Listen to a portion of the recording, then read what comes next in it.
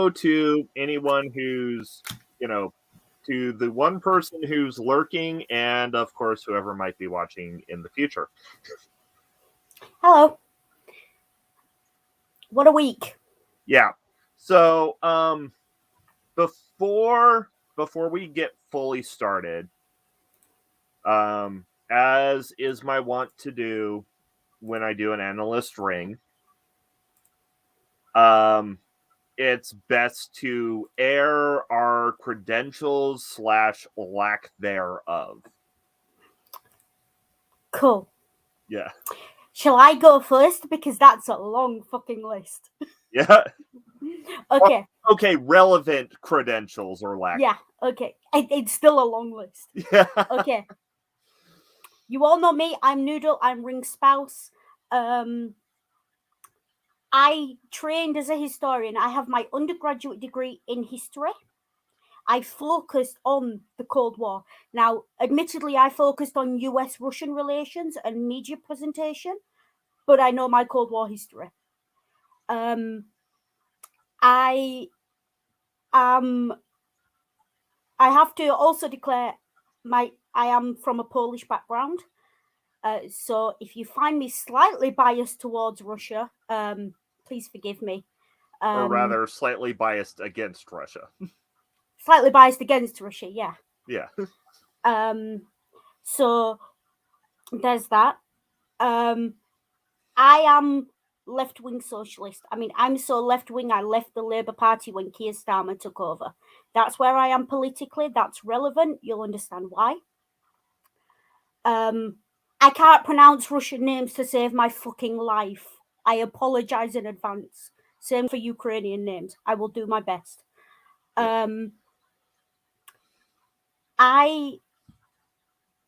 have always had a knowledge of Ukraine, insofar as you can't study the Cold War and not have heard of Ukraine. But it was not my area of focus. My main area of focus was Russia, US. Obviously, I have a personal interest in the history of Poland. When you have an interest in the history of Poland, you also have an interest, kind of, in certain parts of the history of Lithuania and Ukraine and all that area of the map, which you will see. Any maps or anything I show you is not my work on this stream.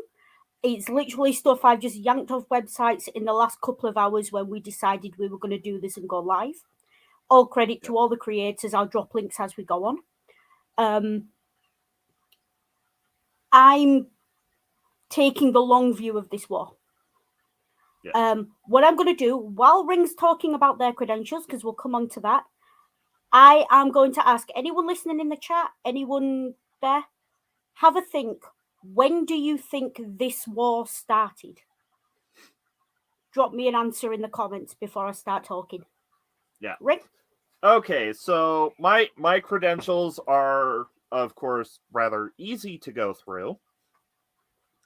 I spent 3 years plus training as an active duty intelligence analyst in the U.S. military, where I reached the rank of specialist, which is basically the highest you can get without being an NCO. It's equivalent to corporal, but without all the nasty responsibilities corporals get. Right. To British audiences, we have corporals, but our corporals are NCOs. So it's kind of the non-officer version of being a corporal. Yeah, like I said, it's equivalent to being a corporal, but yes, but you said it in army speak. Yes. You said it in army speak. Basically, it's the highest rank you can get before you start being responsible for other people. Yeah. Right. Let's keep it on the civilian level, please. Also, so that being said, because I served during the global war on terror, my focus was largely based on the Middle East. And also because as is the case with all my Analyst ring videos and streams, I am drawing on my experience as a intelligence analyst who served in the US military. My lens is going to be US centric. Which is why I'll be taking the lion's share of the start of this stream, giving you a whistle-stop tour of the history before handing over to Ring for the analysis, and then jumping back in with the European point of view of the analysis. Further kind of clarification statement of interests. I'm British. I travel on a British passport, live in Britain. I voted out in Brexit for economic reasons, nothing to do with sovereignty. I really don't give a damn. And what was the other thing I needed to say? I am usually virulently opposed to war. You've really got to rile me up to get me starting to talk about put boots on the ground. Yeah. Spoiler alert. Right. So I'm going to start off with the whistle-stop tour. Okay. But yeah. So yeah, what to expect from me? So US-centric analysis on the strategic lead up, on the likely strategic lead up. And a quick and dirty tactical analysis and how I think it's probably gonna go if things continue as they're going. Yeah. Okay, so I did ask, but no one's replied to me in the comments so far as I can see. When do you think this war started? Seeing as no one's replied in the comments, Ring, best guess, when did this all start? When did this kick off? Well, now if you're see that, like, if you're asking about when any kind of like long-standing conflict that erupts into a war started, that's always a trap. Yeah, of course, it is always a trap. It's like when I studied the Vietnam War at university, we all thought the war started in the 60s after Kennedy died, after Johnson took over. The first lecture was on 1917. Yeah. It's like say, say if India or Pakistan decided to suddenly invade the other one. It'd be like asking, hey, when did this war break out? About 1330 on a rough guess, sometime around the end of the major crusades. And I mean, like, especially when we're talking about the section of Europe that most people who are vaguely aware of the general arc of European history kind of like to call Schrodinger's countries. Yeah, there are a lot of countries that just don't exist for a bit occasionally, because that happens. Yeah. Now you see them, now you don't. It's very interesting. Got a result in the comments. Julie's saying Putin's wanted Ukraine back since the dissolution of the USSR in the 90s. Yeah. You're not wrong, but you're also about 3 centuries too late. Sorry, 2 centuries too late. I'm going to give you the whistle-top history tour, and then I'm going to tell you where I think it all kicked off. Yeah. Because giving you the whistle-top history of Ukraine-Russia relations will give you the framework you need to make a decision. Yeah. Okay? Now, I say whistle-top, stop. I started making notes on this, and I've got 6 pages in my hand. Yeah. A5 and handwritten, but bear with me, folks. Yeah. Okay. So, Bryn, can you share my screen, please? Yes. So this is what the European map looked like in about the 10th century, mid-10th century. Not my map. Could you drop the link to the video that that I grabbed all these screenshots from of the maps in the comments for me, please? And I'm sure we'll add them to the description as well. No, it's already in the description. Brilliant, fantastic, thank you. Okay, so this is what the map looked like in Europe in about the 10th century, and the main point you need to take from this image is you see that big grey mass, Rus. Yeah. That is the combined Ukrainian and Russian peoples, or what became the Ukrainian and Russian peoples. They have a shared heritage, and that lasted until the 1700s. Yeah. Now, I have got a map here of the 1300s just to show you how the map liked to change a lot. Yeah, in that time. yeah. You know, back up. Can you scroll back up to that map?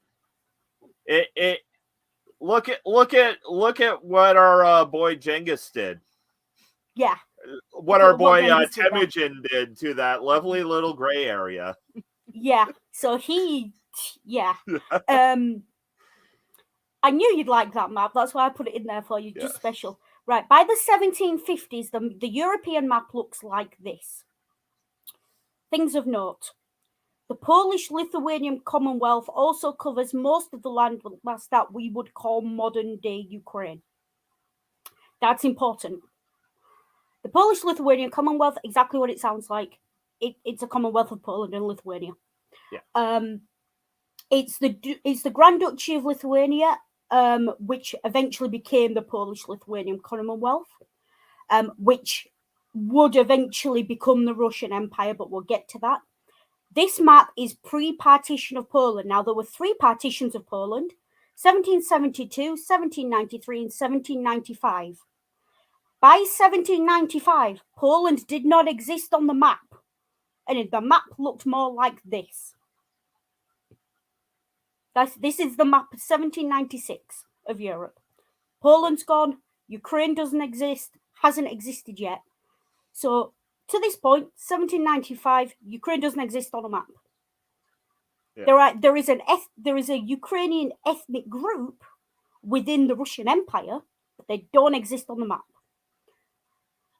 And it stays that way from about 1804, well, from about 1795 there, to about 1918. And it's largely unopposed. The Russians and the Ukrainians have a very good working relationship. The Ukrainians are affectionately called Little Russians by the Russians themselves. There was a policy in 1804 of Russification in Ukraine, which banned the speaking and teaching of the Ukrainian language until the 1860s. But then we'll get there. So then,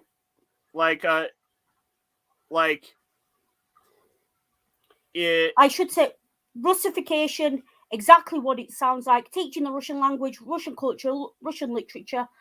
It basically subsumes the Ukrainian culture. Yeah. So at this point, Ukraine is definitely a minority group. Yeah. To put it in modern terms, and correct me if this is a bad allegory or bad metaphor. It's basically a more a velvet gloved version of what Turkey's doing to the Kurds. You're comparing apples and apples, but only just. Yeah.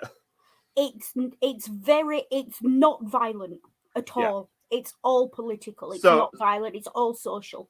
So it's like if the Turks were actually friendly with the Kurds. Yeah. It's like, hey, you can't. It's kind of like what Britain's been doing in Wales for the last 300 years. Yeah. You know, like, you speak our language now, kind of thing, you know. but with a lot less bloodshed. Okay, so and a lot more vowels, I'm betting. yeah, a lot more vowels. The Russian has a lot of vowels. Good luck with that. And Welsh doesn't have any. Okay, so 1918, we have the Russian Revolution. And at the same time as the Russian Revolution, 1918, I'm not going to give you a history of that. Lenin won, Google it. Ukraine declares independence in 1917 at the height of the Russian Civil War. This is what the map then looks like. Yeah. And all these little countries are reappearing that have disappeared. Austria-Hungary is still quite big, but you get the idea. In 1921, the Polish-Soviet War starts, and the Ukrainian government that was established in 1917 falls in 1920. Goes into exile and remains in exile until 1992. But other things do happen in the interim. So in 1922, Ukraine is a founding member of the USSR, is listed as a founding member.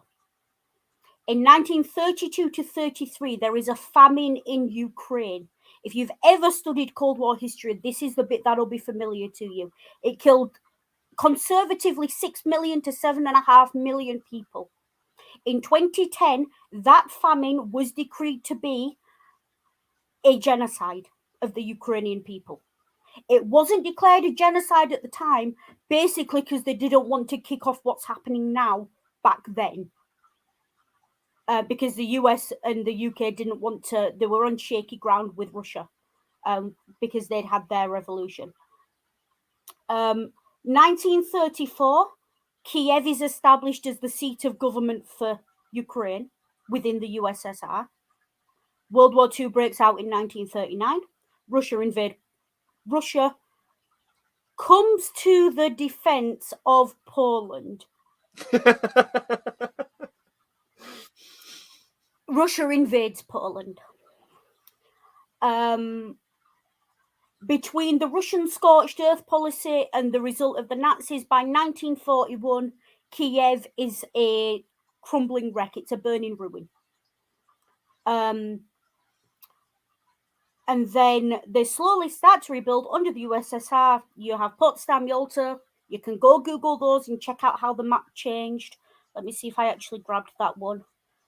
No, I didn't, because I presumed you would know that. And then we have,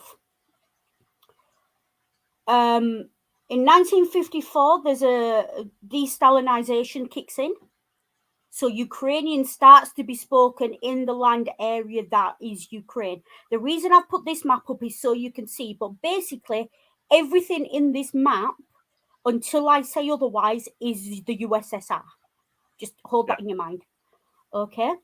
Then you get Brezhnev, who comes along, who decides he's gonna, after de-Stalinization, Brezhnev comes along and decides he's going to create a one peoples of the USSR, which basically is Russification by another name.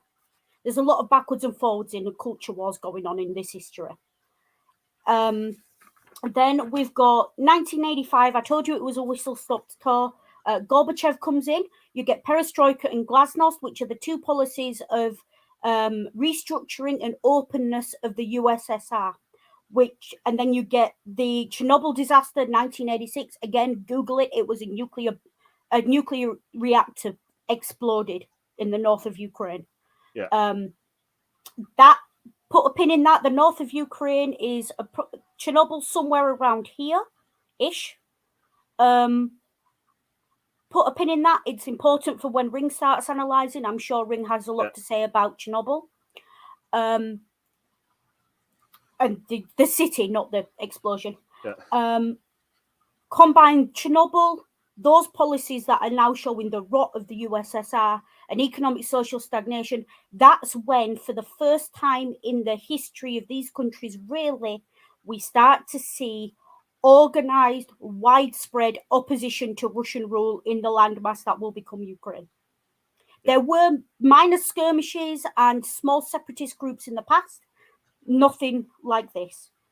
There's the August coup of 1991 failed, which was where hardline USSR officials tried to take over the USSR from Gorbachev. Would it be Gorbachev? Yeah, Gorbachev, and failed. Obviously, the Berlin Wall gone by this point. Ukraine declares independence again in August 1991, and then hold a referendum in December. And the reason I mention the referendum, just to give an idea, 92.3% of people voted in favor of independence from Russia, from the USSR.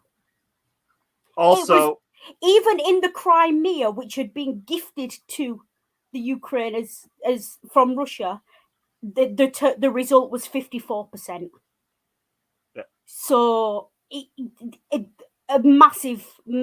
There is no way you can say that this country wanted to stay Russian. Yeah. You would be hard pressed to do it. And okay? And also let's just remember, like, we're just now getting to the point where one of the people on this stream is alive, and only just barely. Yeah. Okay. We have the end of the USSR, the Belovezh Accords, pronunciation. I told you my Russian was bad. And then the Alma-Ata Protocol. There is an election in Ukraine in 1994 that elects Kuchma. That is deemed a free and fair election.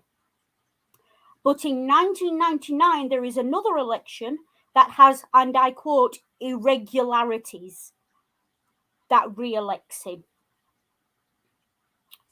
In 2004, the pro-Russian Yanukovych is elected.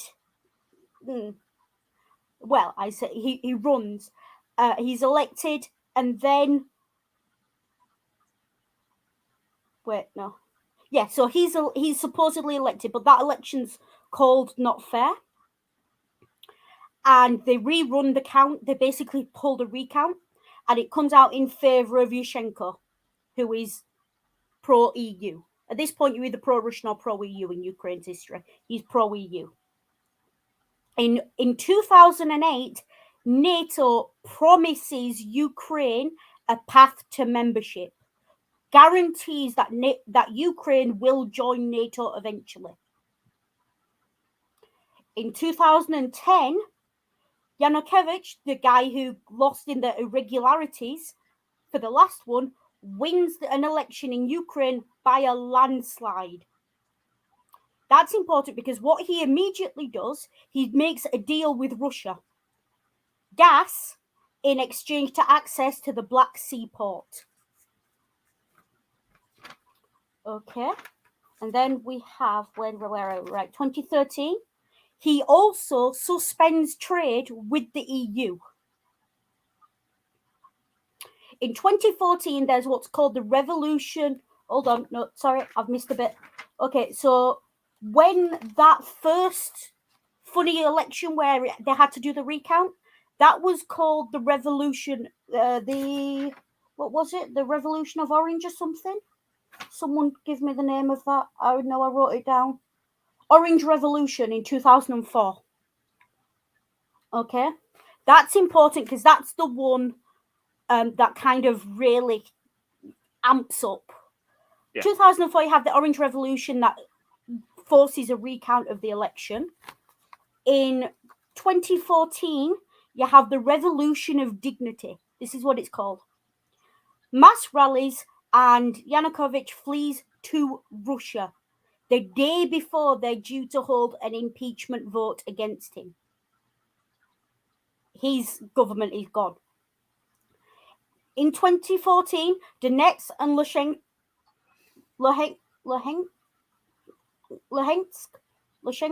Luhansk, I think, the two bits that Putin's now claiming he's defending, self-proclaimed themselves independent from Ukraine. That's in 2014.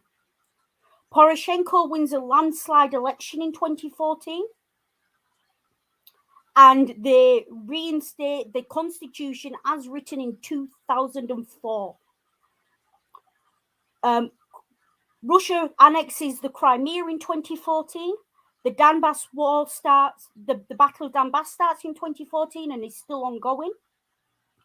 And the Mariupol offensive happens in 2014, where Sky News gets footage of people, and I have to be very careful how I word this, moving across the Russia-Ukraine border in the territories of Donetsk and Luhansk. Someone tell me how to pronounce that. Luhansk. You have miles more experience with Eastern European dialects than I do. Yeah, Luhansk. I'm going to call it Luhansk. If I'm wrong, I apologize. So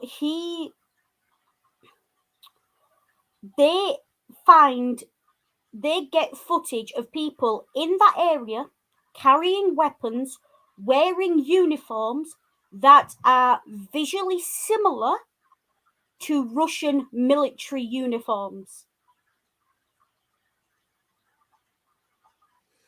That's how I'm going to word that, because that's how every article I found words that. Yeah.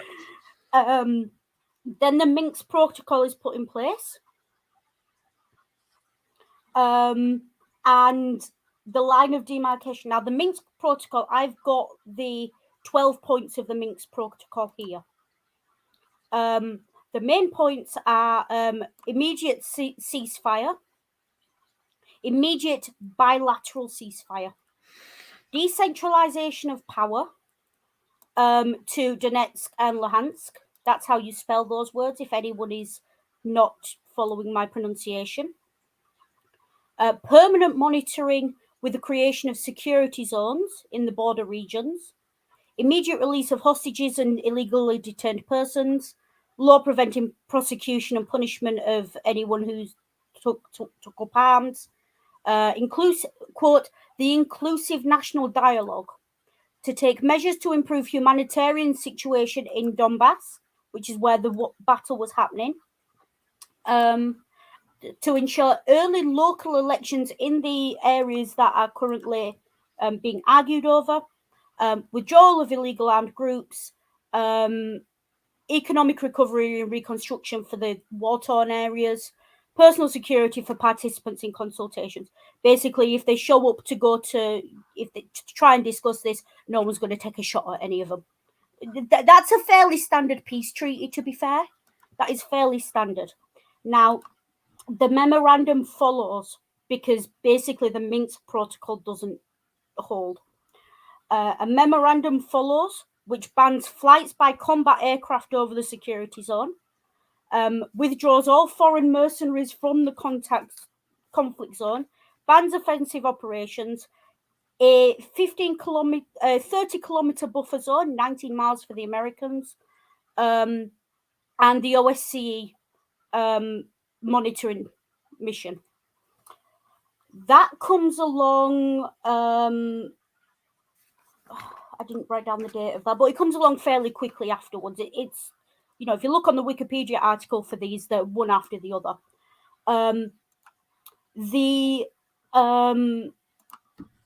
The Second Battle of Donetsk Airport happens in September 2014. Ukraine withdraws. The elections that year are deemed counter to the Minsk agreement, and Russia denies that, says they're not.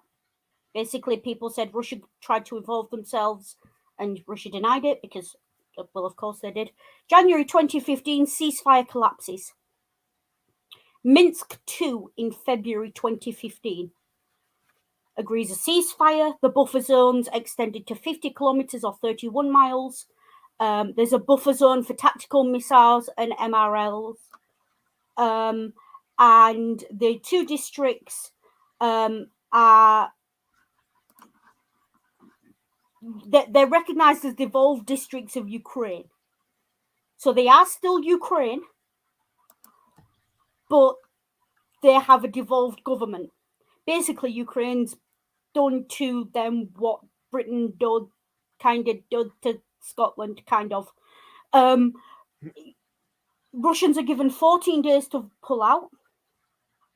And the border is stated to be at the Ukrainian border, with decentralization established. Then in 2021, I'm going to skip the following 7 years. It's just skirmishes, infighting. It's constantly ongoing in those regions, separatist groups. I'm sure Ring will have more to say on the last 7 years or so. So I'm going to skip over that. 2021, May/June, they say Minsk has run its course. It's over. It's dead.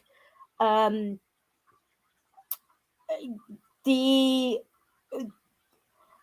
Zelensky in May/June last year said he wouldn't deal with separatist terrorists when Russia insisted that Ukraine had to speak to the Luhansk and Donetsk separatist governments rather than dealing with Ukraine. This is why Minsk is dead, because the agreement was between Russia and Ukraine, and it doesn't involve those two small areas.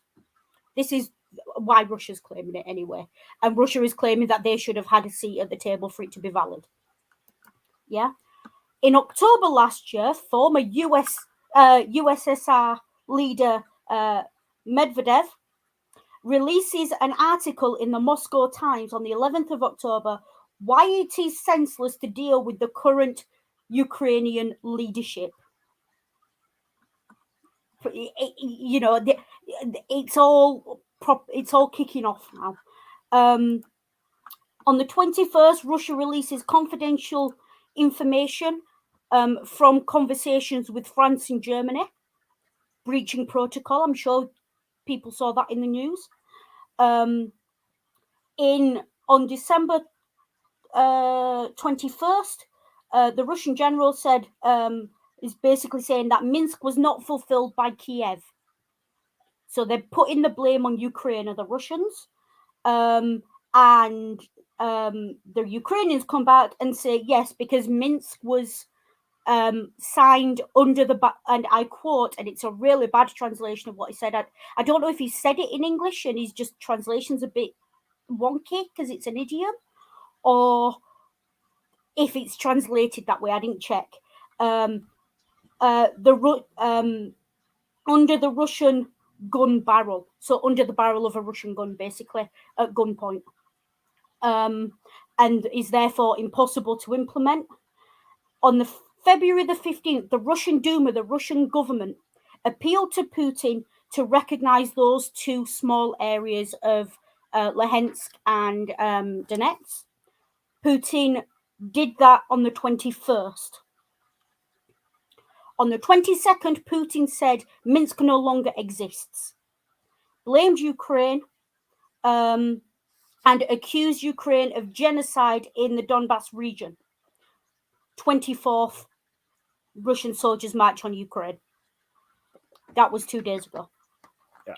That's a whistle-stop tour of the last 100 years of Ukraine-Russian history. For me, this war starts round about the mid-80s. You can trace some of it back, and you can make an argument that you need the background information before then. But for me, I trace this back to the mid-80s, that moment, that official moment where you can sort of point to and say, for the first time in history, Ukraine doesn't want to be part of Russia. Chernobyl happens, the economic and everything else, and then it snowballs. Obviously, I skipped over a lot of wider European history that's relevant, but Ukraine declared independence in 1991. Wherever they decided they wanted to do that, that's where I personally think this war starts. That's a whistle-stop tour, and it's still missing shit out. Don't at me if I've missed out something you think is important. Stick it in a comment or in the chat. Yeah. That's where I'm at on it. Yeah. Putin's history is something I just want to touch on. Putin is ex-KGB. He's an ex-spy. Yeah. He has been pretty much the sole leader of Russia insofar as a country that big can have a sole leader since the 90s. He is not... You need to be aware that on Thursday, the British Parliament, British Parliament held an emergency session, and they were calling him a war criminal. They were talking about bringing him up on charges of crimes against humanity when this is all over. So you need to understand that about Putin. I am not, and you will have heard me say this, I am not a proponent of the great man view of history where the whole of human history is decided by a handful of people. I don't normally believe that. And up until about 3 hours ago today, I didn't believe that about this either. I believed it would be something you could trace back to historic issues and everything else, which you kind of can, but you also have to, you cannot discount the impact of Putin on this. Because at the moment, so far as we can tell, the Russian people don't appear to be particularly behind this war. And the Russians have been prodding at that border area for at least the last 15 years. And I mean properly prodding, not just prodding, trying to provoke a reaction. And their propaganda machine is in full swing.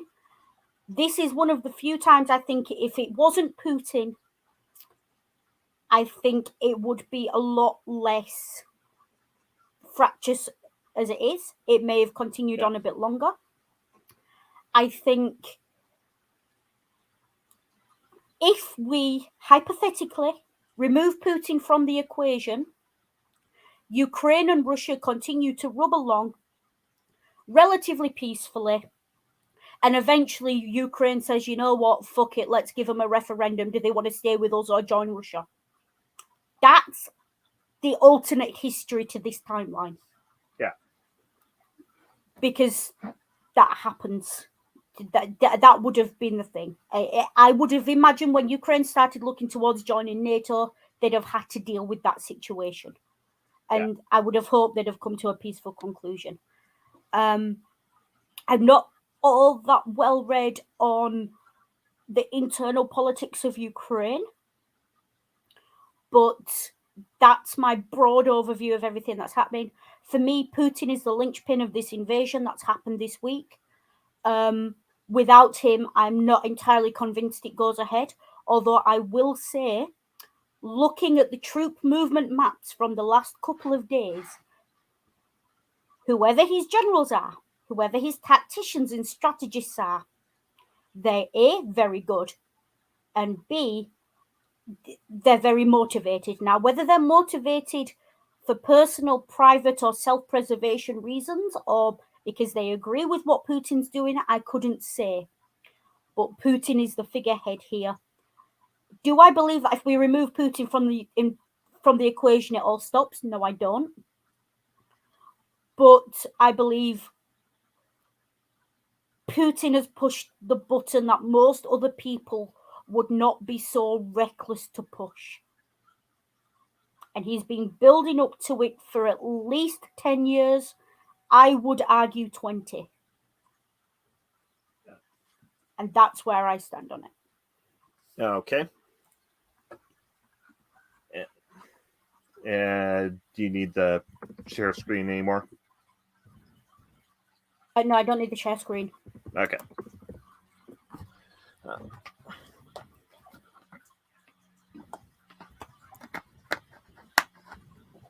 Because, of course, my throat goes dry just as I'm about to talk. Yeah.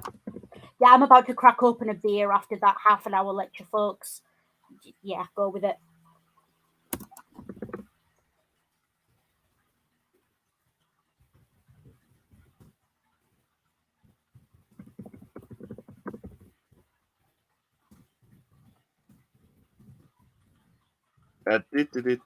Brain.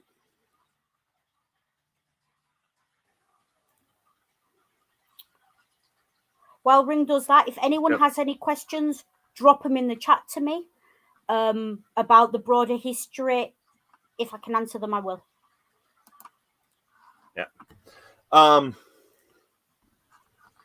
So, okay, so once again, this is very US centric.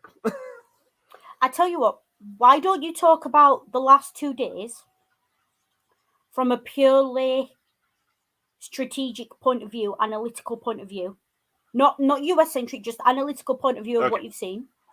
Then we'll talk about the US and the wider response. Then if we need to go into speculation and historical comparisons or anything else, we can do that. Well, okay, so here's why I'm saying that is because in my opinion, geopolitically speaking, so which is why I'm having this is from a US centric trained perspective. Geopolitically speaking, basically now was the time to strike. Yeah. Because okay, so fun bit of and either way, the 2020 election would have swung. Now would be the time to strike.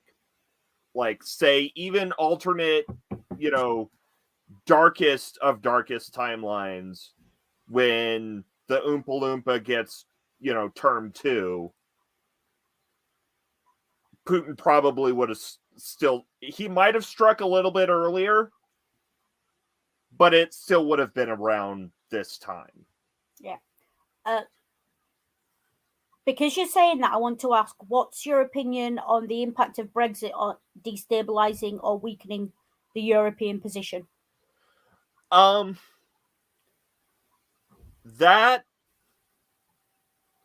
yeah, so the European Union is largely, from what I'm aware of, the European Union is largely more of a political and economic bloc. So, militarily speaking, and so geopolitically speaking, possibly. Militarily speaking, not so much. Yeah, valid. Yeah. Same question. Greek and Italian economics in the last 10 years. Both members of the EU. Now,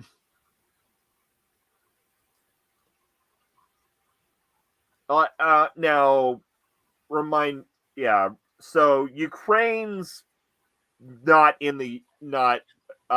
connected with the EU, is it? I think. Like,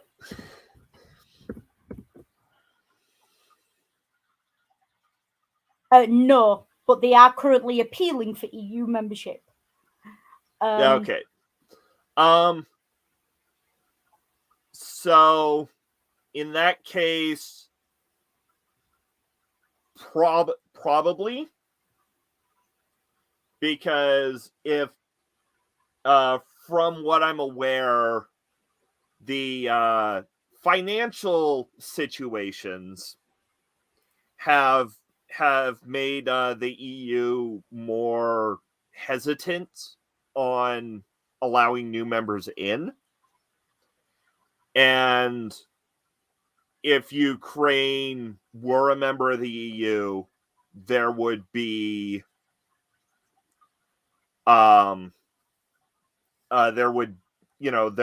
it would be more geopolitically dangerous for Russia to launch, to just up and invade Ukraine. Yeah. Um, I will say Ukraine is part of the Schengen Agreement, so it does have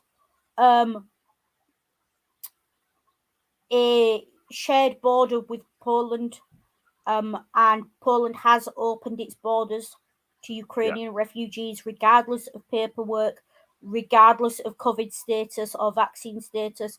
Bring your pets and animals as well. Poland has opened its border. Yeah. Can I quickly jump in and address a comment that's been passed in the chat? Yes. There's also a spiritual motivation for Putin. Yeah. That's a loaded point. I understand what you're getting at, the socialism and the expansion of the USSR. There's a lot of it there. He would have been raised in that political climate, and it would have been something very close to his heart, that the USSR and everything else. However, there are two minor problems I have with that. First of all, it's spiritual. I see the point, but I don't currently credit Putin with much in the way of spiritual motivation, full stop. Yeah. Traditionally, for me, Putin is, and I say this broadly, and please allow me to finish and explain the nuance before anyone jumps on me. I put him in the same category as Stalin, in the same category of possibly Khrushchev and Gorbachev, in that he is first and foremost a tactician. He will do, say, and believe whatever is most what's the word I'm looking for? Apropos? No. Okay. He will do and say and believe whatever suits him best at any given moment. You see, if you look at the history of Stalin, his opinion on Leninism and the New Deal and collectivization and socialism in one country versus socialism worldwide, Trotskyism, changes on the head of a pin with whatever suits him at any particular point. For me, in that sense of does what suits him and does what is politically expedient in the moment, Putin's cut from the same cloth. I don't believe there's any deeper understanding there. Now, I know Putin is in the Russian Orthodox Church as well. So insofar as that, I believe he does. Wow, I didn't see that. Okay. Yeah. Yeah. That, for me, if I was writing an essay on Putin's motivations, that'd be one sentence in the middle of a paragraph about broader motivations to take over Ukraine because of a historic tie. And it wouldn't be... And securing geopolitical hegemony, and a foothold in and a greater foothold in Europe. I do believe that as this goes on, Putin may eventually pull that argument out and say, I'm doing this because I want our Russian Orthodox saints back. If he does that, bullshit alert. Yeah. It will be a propaganda comment only. Bullshit alert. If that was his motivation, he would have said that from the beginning. And he would have come to the table and he would have said, okay, what can we do to sort this out? Can we move the saints? Can we move the tombs? Can we organize a free movement of pilgrims? That has never been mentioned at any point in Russian-Ukraine relations. Yeah. It's just...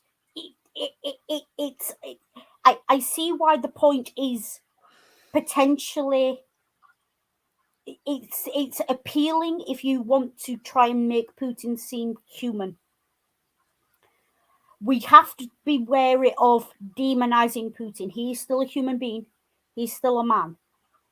Yeah. And there's been a turn in the last couple of days. He's become...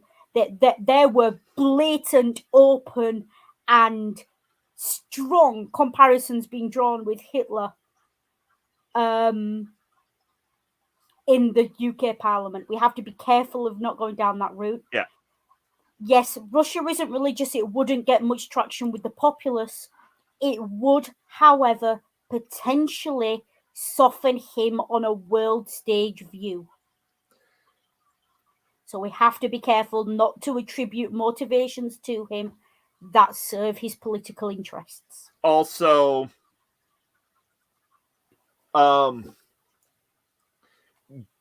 recovery of relics, at least in a European centric point of view.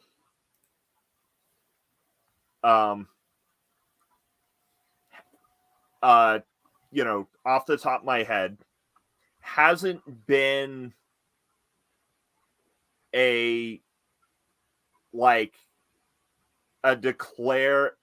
hasn't been a valid motivation for war since the Enlightenment.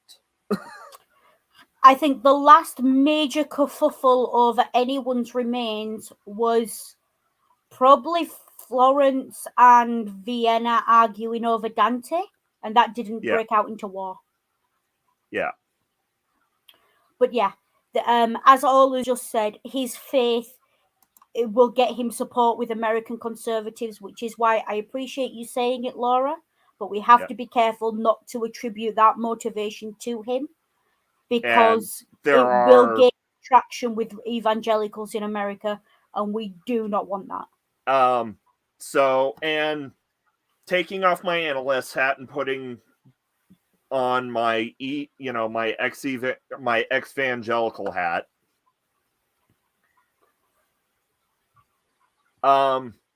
Most of the evangelical conservatives, or the evangelical conservative viewpoint in America, as far as you can say there is one, Roman Catholics are barely Christian. Orthodox. Yeah. Yeah.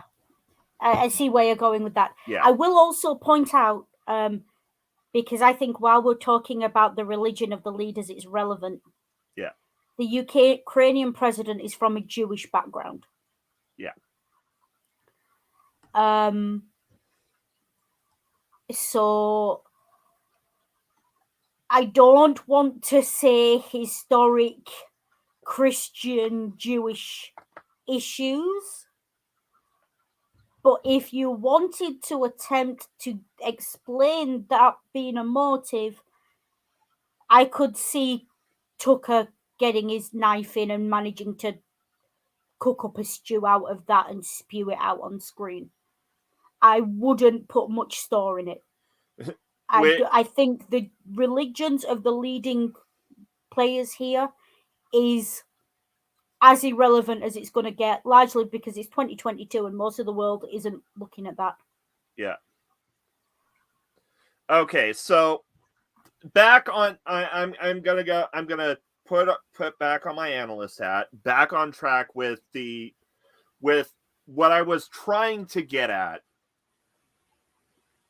Okay, so if I were in the geopolitical lead up, to this, and why I say it was basically going to be now. If now was the perfect time to strike. One quick question. If I were to ask you what is the most military intervention happy country in the Western world, what would you say? By Western, do you mean weird? Why Anglo-Saxon? Or do you mean west of Russia? Or do you mean west of the Middle East? I mean Western as in NATO sphere. NATO sphere, okay. NATO sphere, it's a toss-up between Britain and the US. Yeah. US has got more form for it, but that's only, let's be honest, because Britain hasn't been able to afford it recently. Yeah. US. It's going to be the US. And if not military, then certainly proxy wars and other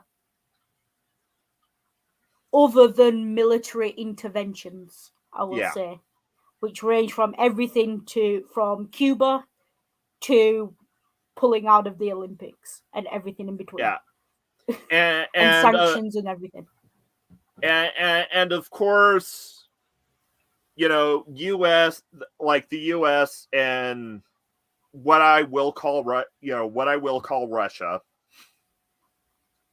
have been essentially doing the like an extended proxy war fencing match since the 50s.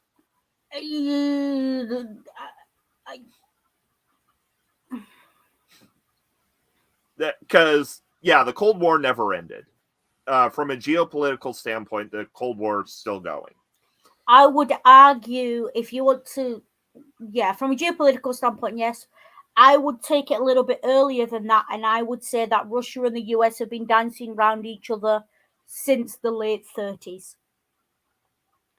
Like, a lot of the argy-bargy about when America was going to get involved and when Russia was going to get involved in the Second World War was because they were both looking to establish spheres of influence. Yeah. So that's... Yeah. So yes, Korea, but also World War II. Yeah.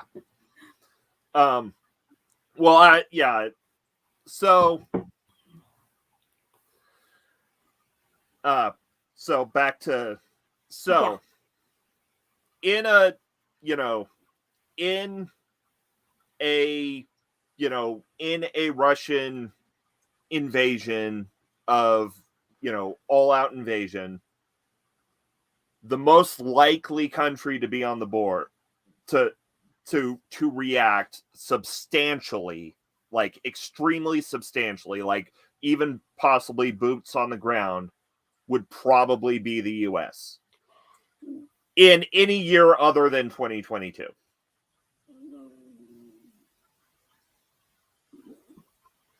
I would say between the 50s and the early 90s, it's the UK, possibly Germany. Yeah. And then it becomes the US. And then it becomes purely because until the fall of the Berlin Wall, especially after the Cuban Missile Crisis, America really did not have the stomach for a war with boots on the ground in the European theater. Yeah.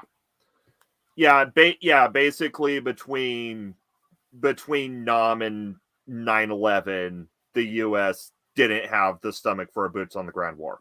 Yeah, I would say post 9/11, it's the US. Pre 9/11, post fall of Berlin Wall, it's probably the Germany. Pre fall of the Berlin Wall, it's probably the UK. Maybe it's Germany as well, but with the Berlin Wall and East Germany, West Germany, that's kind of a utter But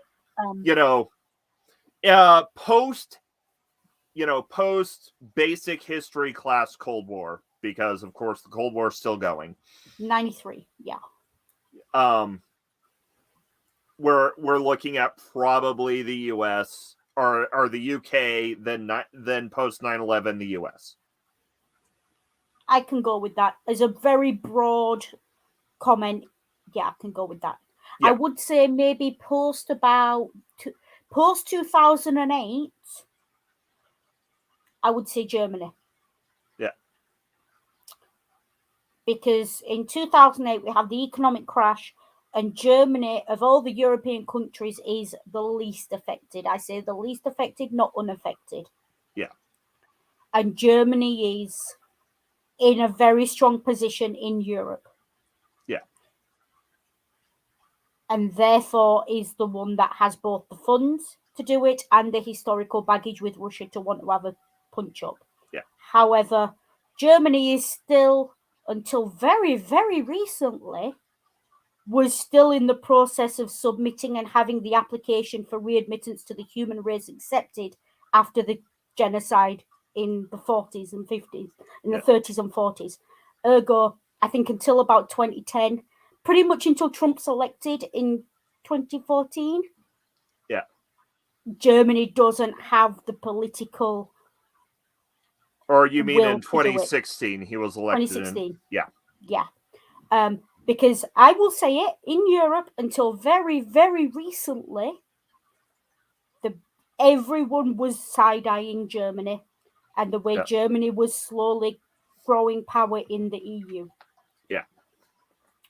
And was, everyone was side-eyeing how much power they were taking in the IMF and the EU and everything else. Yeah. Rightly or wrongly, I think wrongly, because I don't think any country should have to spend 100 years basically begging forgiveness before it's granted, 80 years before it's granted. Yeah. But that was the situation. And I think until America did something where we looked around and went, oh shit, Germany's not the most dangerous country in the world anymore. They don't have, and until something came along that was comparably what's the word I'm looking for?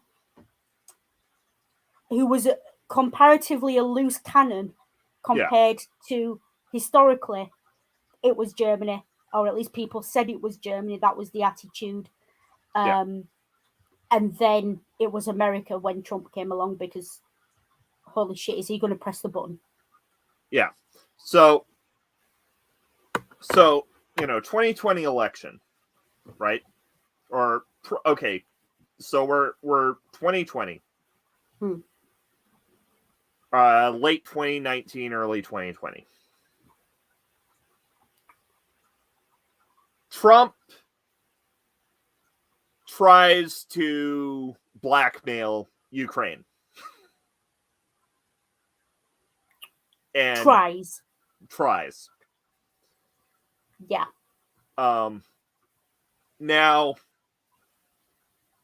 Now here, so say, and Trump's presidency has largely been, Trump simping for every dictator under the sun. Syria, Putin, Kim. Yeah. The three big dictators of our era have been, is it Assad in Syria? I feel like it's Assad. Yeah, it's Assad. Yeah. Assad, Putin, and Kim. And the Chinese, kind of.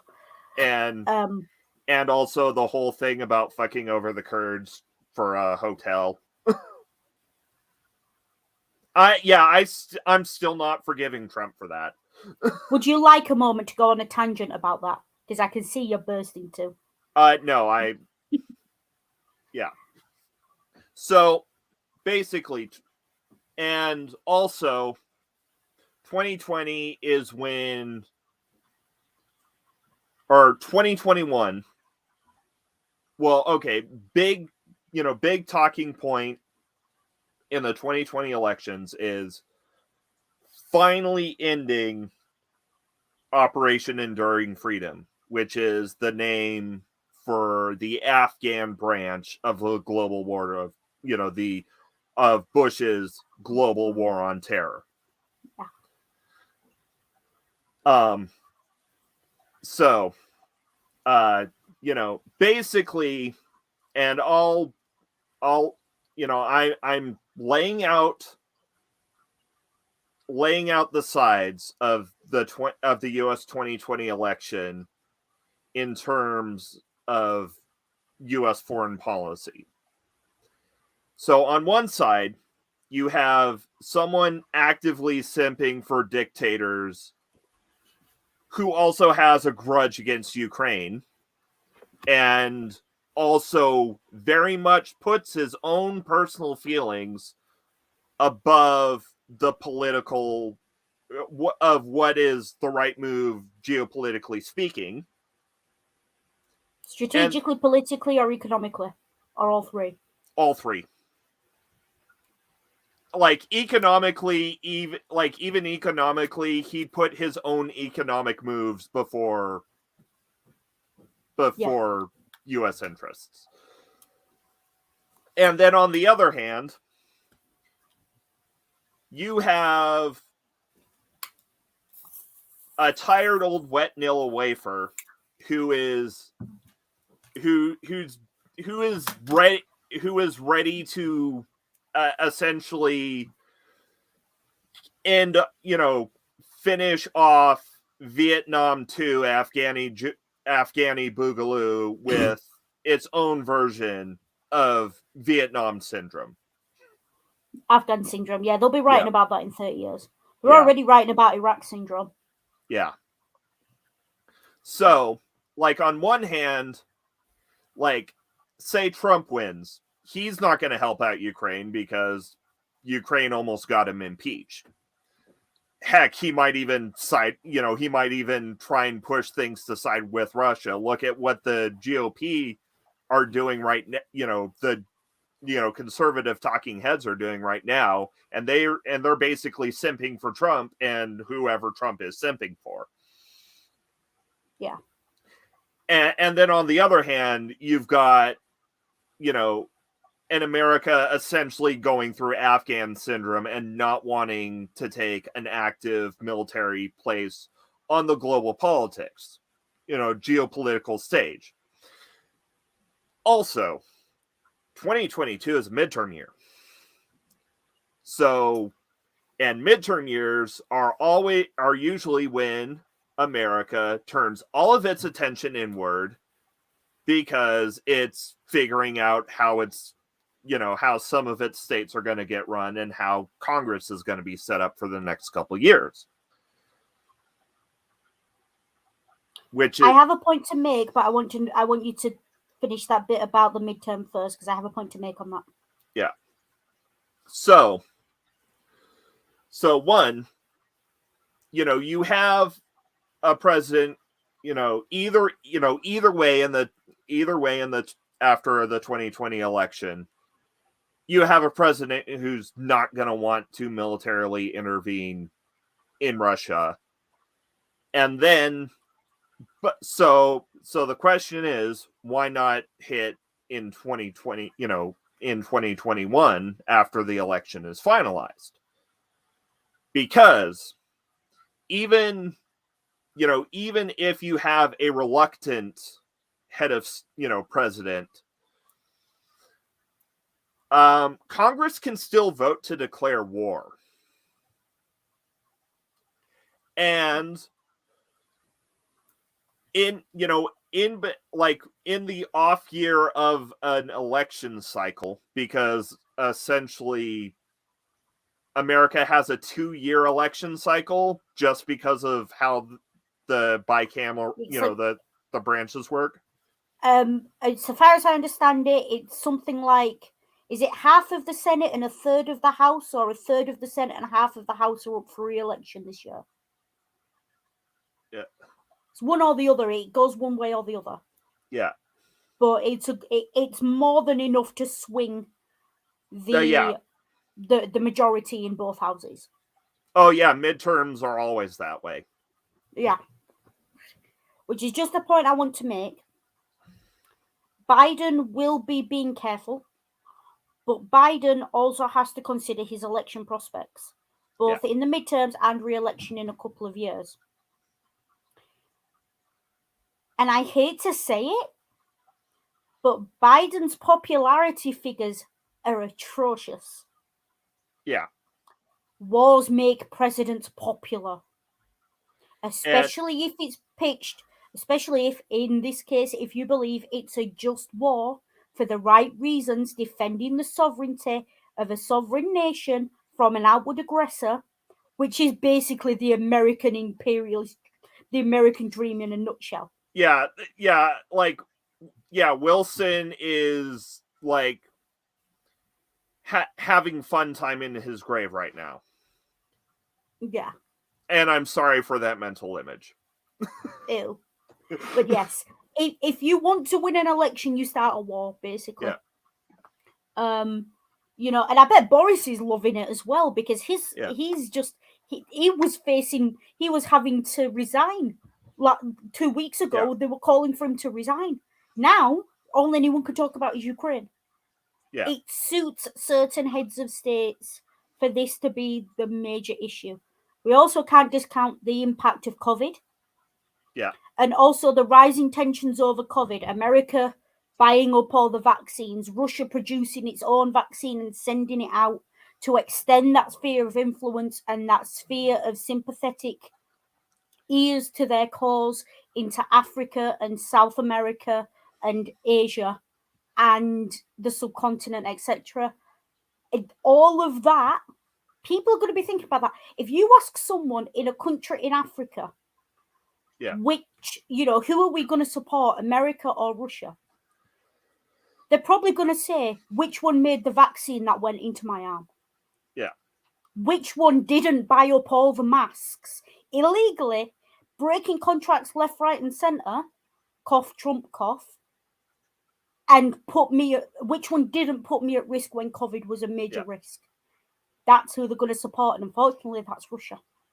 Because Trump was basically, he was an asshole during all that. And people remember that, things like that. And that being said, 2022 is also looking to be a very contentious midterm year, given the moves that the GOP has made to consolidate its power on a state level. Mm-hmm. Which means 2022 is the year America was very much most likely going to be as inward facing as it would be. Otherwise occupied, yeah. Yeah. I agree with that. So, that being said, it like that, and here's where the Russian troop movements come in. See, the only way Putin was going to win in Ukraine, is going to win in Ukraine, is if he completely crushes Ukraine quickly. Like, I'm calling it, like, if Ukraine hasn't capitulated by Wednesday, this is going to be a nightmare for Putin.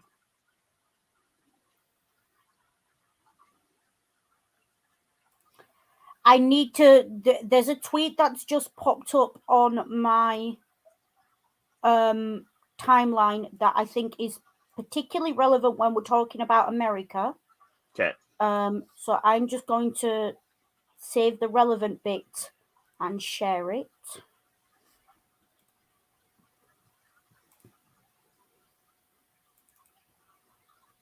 And here's the thing. Why do I bring up the need for a very swift victory while I'm talking about... Okay.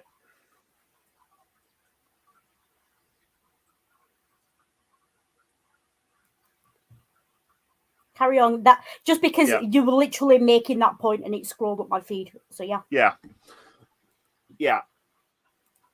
So why do I mention how quickly Putin would need to win, or would need to completely crush Ukraine in order to win this war, in order to win this war? Because over the, essentially since the end of World War II, what country has been putting up military bases all over the western half of, all over the western bit of Eastern Europe? To be fair, they've been putting up military bases every fucking where. Yeah. And it's America. Yeah. Because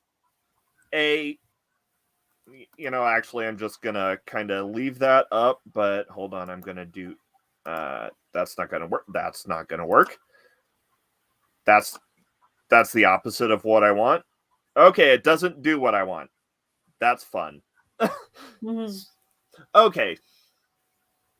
You always know there's going to be a good stream when there's technical difficulties.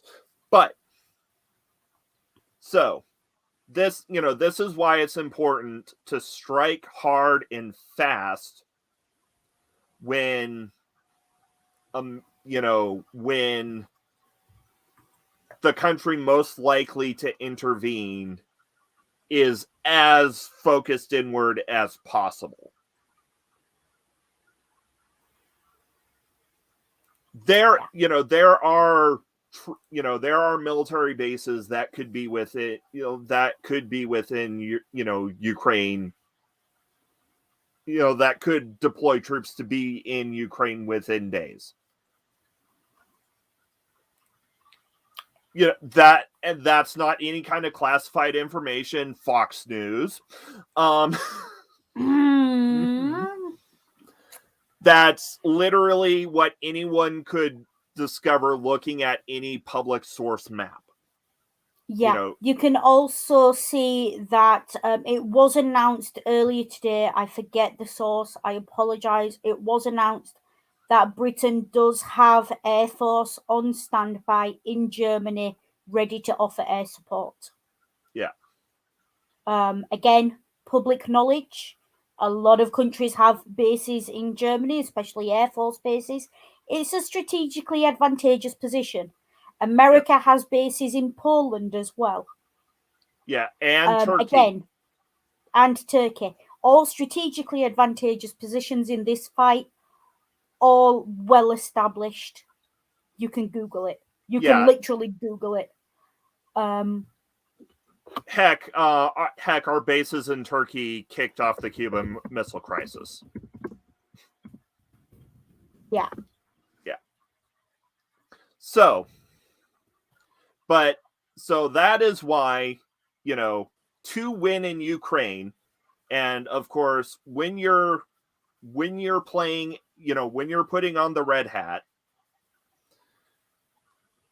you play as if you want to win with what you have on your hand. And this is my analyst, because I literally spent 3 years of my life being paid to think like a terrorist or to think like the enemy. So, obviously you have to assume that Putin wants to win.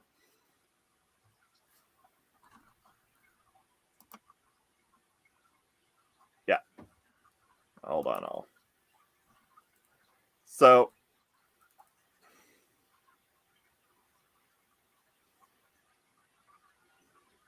that's not all of them.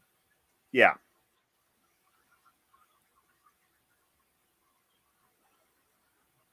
Because I know they had a base in Poland, or they've got missiles or something in Poland. Yeah. I think this is just showing bases with personnel and not just like with active duty personnel, soldiers. Yeah. Personnel bases are in blue.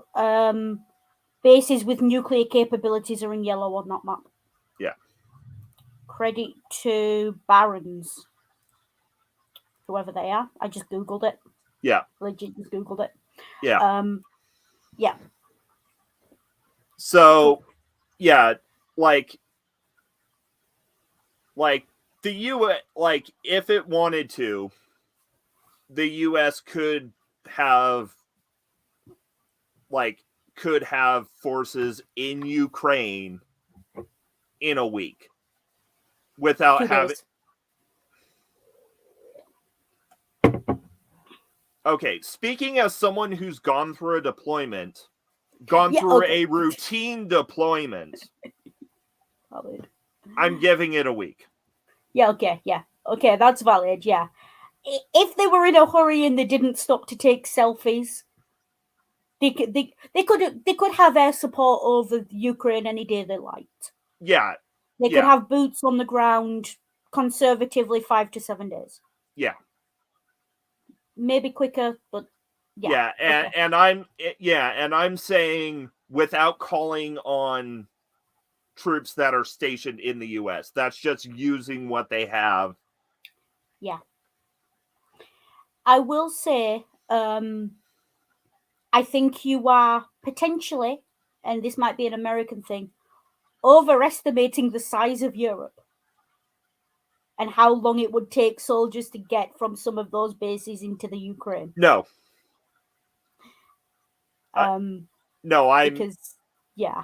No, I'm literally just going off how much time it takes to muster everything together. Okay. I want to work this out now. So let's say Yeah. 2 days to get the soldiers up, get them ready to travel. Yeah. A day to fly them into, let's say, Poland. I'm saying Poland for a reason. Yeah. It took Ukrainian civilians approximately, it took some Ukrainian civilians, it's taken them between 20, around, the fastest got there within about 20 hours. Yeah. On foot to get from Kiev to the Polish border. Yeah. The US Army wouldn't be going in on foot. They'd be going in on vehicles. Yeah. So you can half that. But you've got to wait a day for the vehicles to arrive. Yeah. So that's why I said 3 to 4 days. Yeah. But that is a proper scramble. If you want to do it right, give it a week. Yeah. You know, if you want to do it right and make sure you have all the logistics you need in place. Now I'm saying that as an average. You know, as an average, probably for the equivalent of for a couple of battalions. Mm-hmm. Spec Ops unit could be there in a day. Yeah. Well, Spec Ops unit takes what? A rucksack and a spare pair of socks. Yeah. You know. Yeah. So yeah. So Putin knows he's got 5 days grace, give or take. He's got 5 days because he's also looking at, you've got to calculate how long does it take the UN or NATO to make a resolution to go to war and to send in offensive or defensive air support, i.e. air support that is willing to fight back and isn't just watching. Yeah. That takes a couple of days. But that's happening concurrently. The UK government is very united. I watched an hour-long video of the UK Parliament on Thursday evening. Yeah. They were to a man. I think there was, in an hour and a half long parliamentary session where dozens of people spoke, only one person even dared suggest that there was still scope for diplomacy with Russia. They were talking hard sanctions. They were talking unwavering support. They were talking about how it's going to hit our economy and how our gas and everything else is going to go. They were already making noises towards shifting Britain towards a war economy if necessary. Yeah. That was on Thursday evening. If Boris walked into Parliament on Monday morning, because they'll have all gone home for the weekend now, if he walks into Parliament on Monday morning or he calls them tomorrow or Sunday, he'll get a declaration of war by close of business Monday if he wants it. If he wants it, he'll get it. He then has to take it to the Queen. That's a 2-hour job. Something to note. She just signs off on it. She doesn't have to agree to it. She does not have the right to stop him. Technically, she does, but unless she wanted to go the way of now here's Charles, she wouldn't. Here's the question: would signing off on a declaration of war be considered light duties? See, Betty's remember Betty's got COVID. Sick. Yeah. Well, we don't know if she's got COVID. She's not been seen in public for a couple of weeks. There have been rumors that she's dead. I don't know. I don't want to speculate, but anyhow, she's dead. We are fucked because that means we don't have a crown, which means we don't have the final sign off, which means Parliament has got to do it. There is a way around it, obviously, if there's no sitting crown. Yeah. But we wouldn't be able to wait for Charlie to be coronated. It would be an immediate thing. It would be Parliament only. And that would probably sound the death knell for the monarchy as an institution in the UK, because that's about the last power they've got left. And if UK does it without monarchical approval, what are they? They at that point they become nothing more than a tourist attraction. Yeah. So swings and roundabouts, but either way, if Boris wanted a declaration of war, signed, sealed, delivered, he could have it by close of business Monday. Yeah. If I say if he doesn't, he needs one working day, not even that. He could bring it to Parliament in the morning, and by 2:00 he'd have it done. Yeah, and they'd have had time to break for lunch in that time. Yeah, That's how united the British Parliament is on this. Yeah. That's obviously my speculation and my observation from watching clips of Parliament over the last couple of days.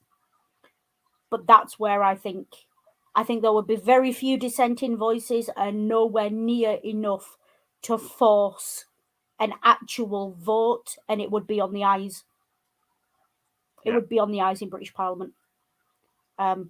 For those that don't know what that means, that basically means the Speaker says, all in favour, people yell aye, and I don't think you'd hear a dissenting voice. And the nays, and I think the ayes would have it.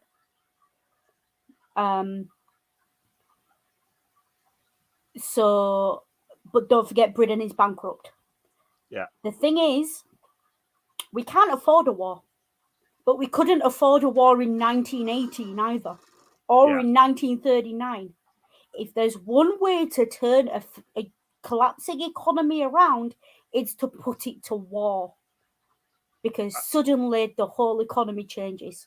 I mean, look at the U.S. You know, we went from the Great Depression to the swinging 50s over the course of World War II. You had the Roaring 30s. Yeah. World War II. Well, the Roaring. Yeah. You basically went from the Great Depression to the 50s. Yeah. And just the UK, from World War II. Yeah. And the UK, I wouldn't be surprised if that was a consideration for Boris.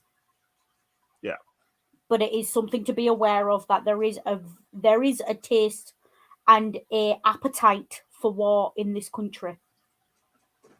Yeah. And Putin's given Boris the excuse he needs to do it. I've been saying for a while what Boris needs is a war if he wants to hang on to his job, and Putin's played right into it.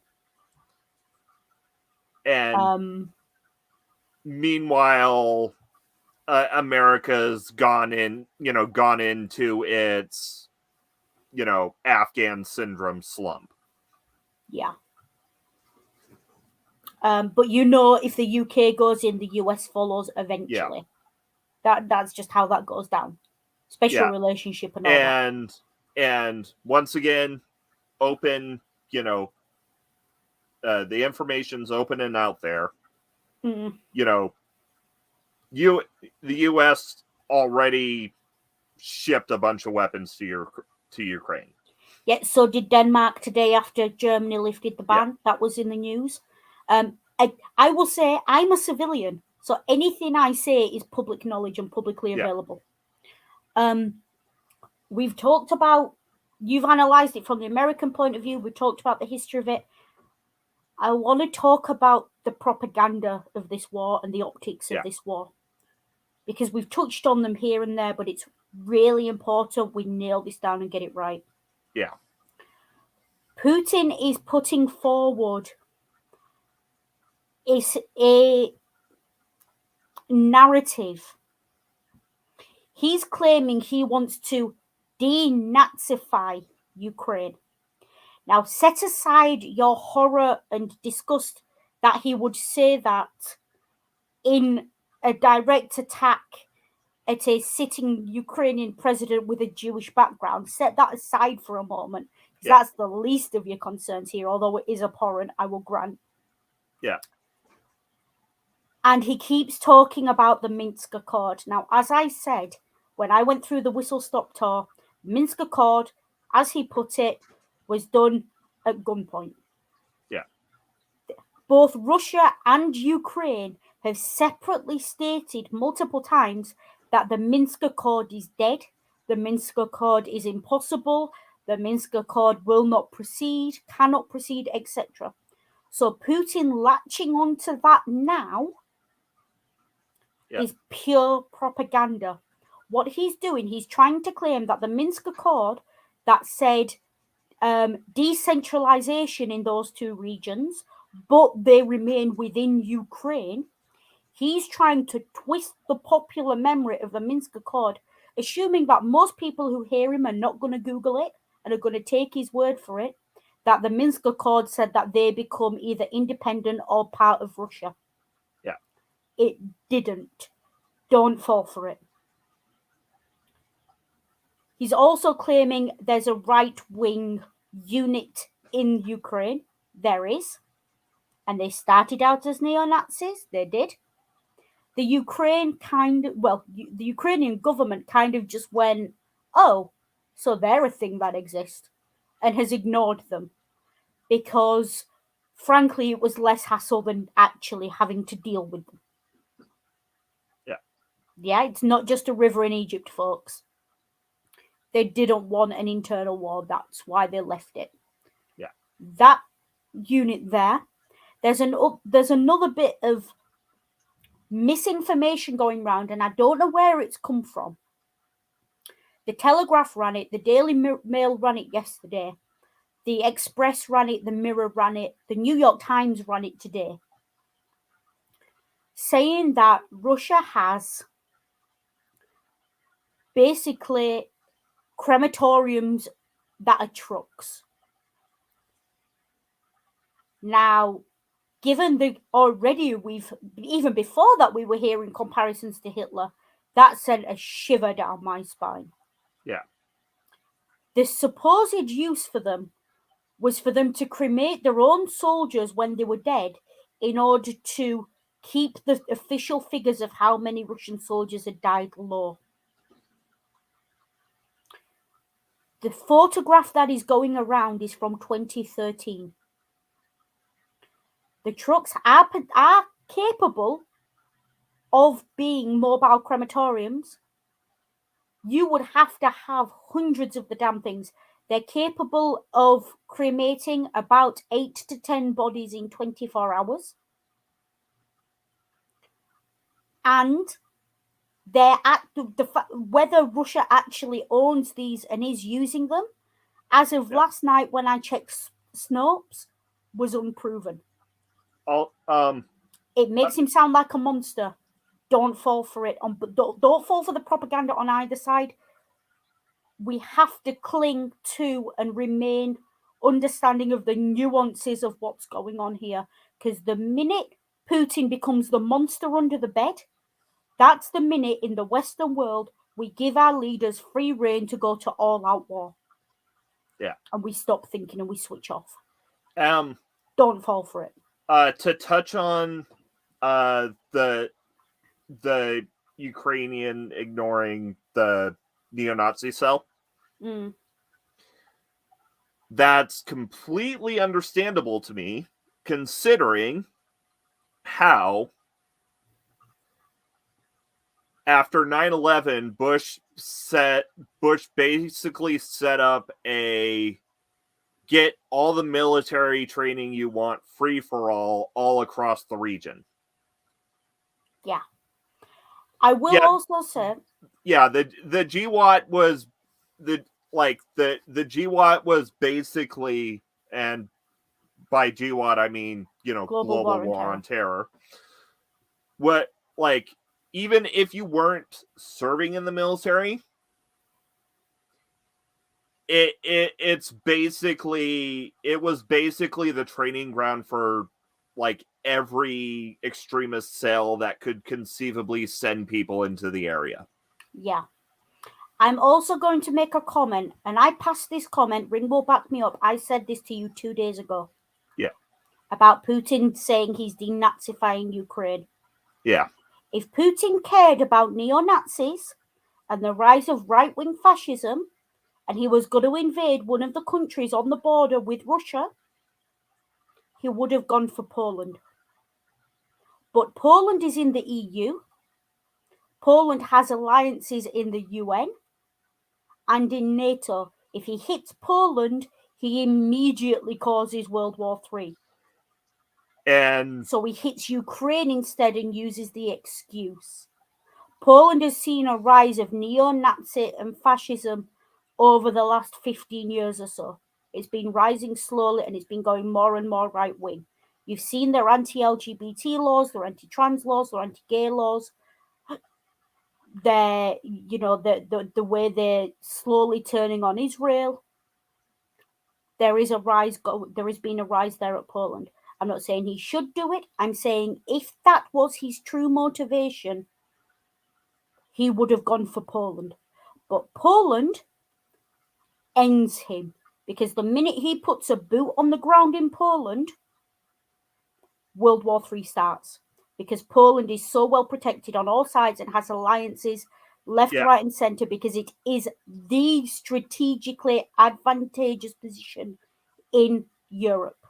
And if you control Poland, you control Europe. Also, all throughout this, Biden's, voiced position was that, the second a NATO ally is hit, it's war. Poland is a NATO ally. Which of course is why why Ukraine is the safe target considering an Afghan syndrome America. Yeah. Any more you want to touch on propaganda wise? I will also just point out that Lithuania is also part of NATO. So with those three countries, Ukraine, Poland, Lithuania, Ukraine's the only one that doesn't have that NATO backing. And that's, personally, I think that's why he's gone for them. He's picked the easiest target. Yeah. If Ukraine falls, and I am speculating, if Ukraine falls,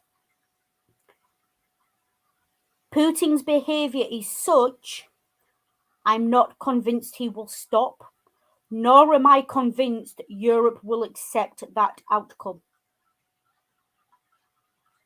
You have to understand that the EU, the UN, and NATO all originally were formed as defensive blocks, political, economical, social blocks of power in order to not be overtaken by Russia. Yeah. Russia marching on an EU state is the worst nightmare of the EU and is what the EU was explicitly formed to prevent. Yeah. So just watch that space. I personally, because we seem to be moving towards where we see this going. Yeah. I personally do not see this ending without wider involvement in this. Yeah. I don't see this ending peacefully, and I don't see this ending anytime soon, unless something major happens. Yeah. Now, of course, so yeah, because like on one hand, either Putin manages to push Ukraine into, somehow manages to push Ukraine into capitulating, in the next couple days. and then he pushes his luck and we get World War III, or Ukraine holds on. This is what I see as more likely. Ukraine holds on, and it ends up becoming Putin's Iraq. If Ukraine develops into a guerrilla warfare of the remaining civilians, I can see it potentially going that route. Becomes Putin's Vietnam. Afghanistan, if you like, because he wasn't leader of the USSR at the time of Afghanistan. It becomes his Afghanistan. Yeah. He will be aware of the optics of that, and he will not want to go that route. Afghanistan is still in living memory in Russia. Yeah. I think, and I said this earlier, so let me just check what I said, because where were we? We were discussing this earlier in a group chat. That's why we started this stream, just for the record. Or why we didn't just or why we didn't just leave it canceled because I lacked spoons. We were discussing it, and then it gave me spoons. Yeah. I said something in the group chat, and I'm just going to read it out. Yeah. I said, I don't see an outcome where Europe doesn't get involved. Either Ukraine falls and Europe fights back because Poland is next door, or Ukraine hangs in and Europe sends reinforcements. And this isn't going to be one big power and one underground national resistance a la Afghanistan, Iraq, Vietnam, because there is a taste for war in Europe. Even Thursday, as I said, British Parliament the taste for it was high. Every single party in the British Parliament declared unwavering support for Ukraine. That word was repeated a lot, unwavering. And they were talking about having Putin up on war crime charges when this is over, which means they intend to capture him. Yeah. The UK government Boris Johnson said on Thursday he had already spoken to the Ukrainian president and offered sanctuary to the Ukrainian government to rule in exile from the UK. He said he had done that. You do not shelter a country's government in exile unless you're planning to help them take their country back by any means necessary. You just don't do that. Okay. So here, okay, so I think Putin understands that he needs this to be a fast war. Yeah. Because one, look at the tactics of the troop movements. Mm-hmm. It's textbook. It is textbook. Two, going right for Pripyat, which I bungled the area that is much better well known by the name of the power plant there. Chernobyl.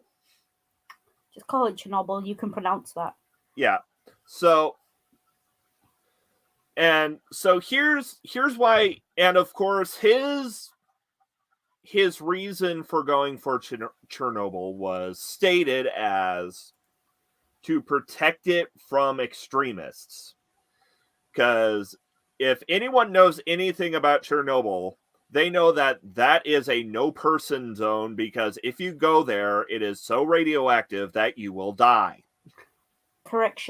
Clarification. Yeah. There is a small exclusion zone, but actually, for at least 5 years, there have been guided tours of the Chernobyl site. Okay. Where people are basically handed a Geiger counter on a coach and told, come see Chernobyl. They can do that. Okay. Short visits. However, I will also note that during this stream, I've been watching Twitter, and I have seen multiple reports. I haven't had a chance to verify them because I've been here. Multiple reports claiming that the radiation levels at Chernobyl have risen since the Russians took over in the last couple of days. I don't know how accurate those reports are, but it's worth bearing in mind. The last thing you want is Russia using small, dirty bombs in Ukraine. Yeah, and that's the risk right now. And, well, that being said, those same reports say that it could be radioactive dust being kicked up by heavy military vehicles. Yeah. So it's again, swings and roundabouts, could be either, but either way, but what we don't want is Russia to have access to nuclear waste, which unfortunately they do. So yeah, and all from what I've seen, all of the targets have been, both symbolic and tactical goals. Because, Chernobyl is obviously a symbolic goal because that's remembered the world round as Russia's big fuck up. Yeah. It's also, Putin said you will see consequences like never before. Yeah. Dirty bombs on the ground would be consequences like never before. Yeah. To clarify, when I say dirty bombs, basically bombs that are made that when they explode, they have nuclear waste incorporated into them. So it spreads the nuclear waste and causes radiation issues. That's what a dirty bomb is. I mean, heck, in certain areas of Chernobyl, you could probably make a dirty bomb with the dirt. Yeah, exactly. So I will also point out the strategy Russia are using to try and take Ukraine is not a strategy you use when you're trying to defend two small regions. They are looking for total control. They have got Ukraine on three sides, including from the sea. Yeah. They are moving inwards. There is artillery shelling and has been artillery shelling happening in Kiev for the last day and a half at least. Yeah. As a historian, I know traditionally, what do? You flank them, you take over, you send artillery in before you send in ground troops to soften them up. That's how wars go. That's how ground wars go. Putin is doing this very much by the book. And unfortunately, there's a reason it's the book. It's because it fucking works.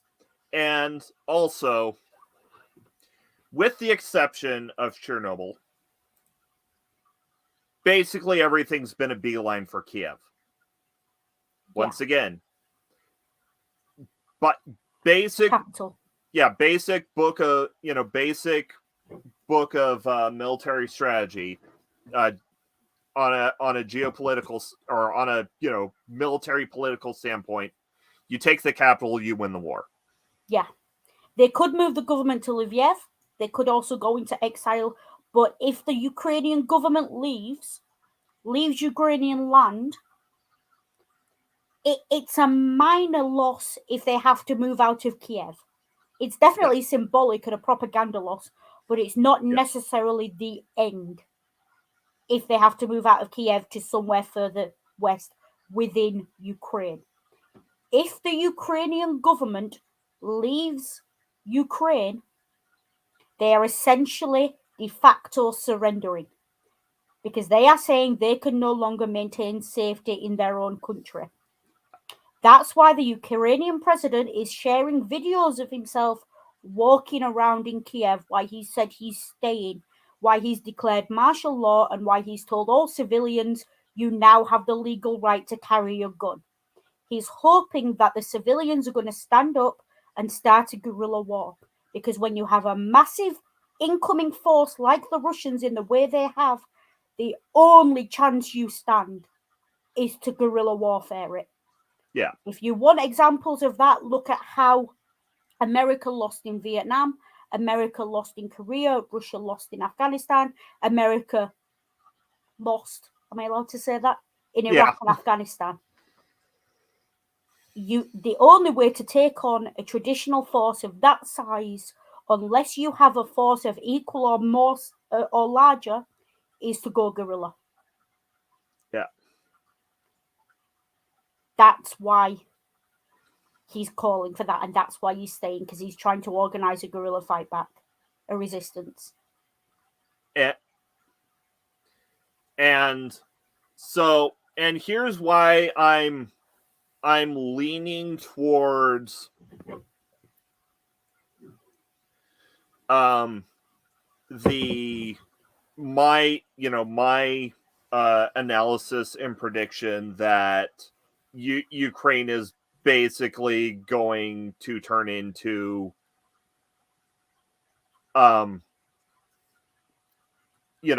Putin's insert quagmire fuck up here. Okay. I don't think that will happen, just because I think before it gets like that, Europe will intervene. America and Europe will intervene on the ground before it gets like that. Okay. Like with the added bit of, Western boots on the ground. So here's why I think it'll be. This is like Putin's most likely going to lose this war. He's going to lose this war. There's no way he wins this war. Yeah, like... I should clarify, do you mean Putin or do you mean Russia? Because those are two very different things. Okay, Russia is likely going to lose this war. Go on. So once again, Russia's, all of Russia's tactics so far, and all of the analysis that has been released to the public from other nations indicated that Russia would steamroll Ukraine and Ukraine would fall. They basically put all their eggs in just steamrolling Ukraine. Mm-hmm. But, so I'd like to point to the Battle of Snake Island as a microcosm of this conflict. Go on. So,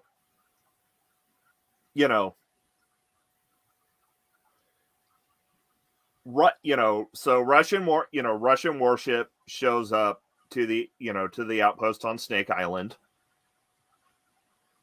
demands them to surrender, and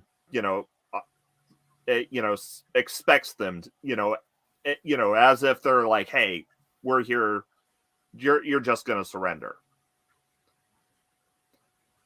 The outpost turns up the volume and replies with, Russian warship, go fuck yourself. Yeah. Basically, the way I'm reading it is the Russian military, like basically every military intelligence group, severely underestimated the amount of sheer defiance that the Ukrainians have at their disposal. Okay, semi-breaking news. I gather that Ukraine has been granted membership in the EU. Oh. Because Zelensky tweeted an hour ago, in a phone conversation, I thanked Andrzej Duda for his personal leadership in granting Ukraine membership in the EU. The concrete daily assistance of Poland to our country is also invaluable. The Ukraine-Polish relationship is a common history, and I am sure a common European future. Okay, which means now the whole EU's behind them. Oh yeah, that changes my assessment. Right, can I give my assessment, which I was going to give before I saw that tweet? Yeah. Here's how I see it going down. Russia is currently, they'll hold Kiev maybe for a day or two. They'll not hold it much longer. And if they do, there won't be much left of it to hold with the artillery shelling. Yeah. Ukraine slowly falls over the course of a week, maybe two at a push. In that time, Europe starts fighting back. Yeah. I give it a week, two, before Germany, Denmark, Poland, at least have declared war on Russia. Yeah. Because those are the big movers and shakers at the moment. Like I said earlier, Boris Johnson can get it in a day if he wants it. And he will get it. He will get it, and I fully expect the UK to be on that list. They go in first with ground and air support. Yeah. At best, they hold Russia where they stand. At best. Because even combined, those four forces are not capable of pushing Russia back. They're just not. Not in the positions Russia are holding at the moment. Wait, let me finish. Okay.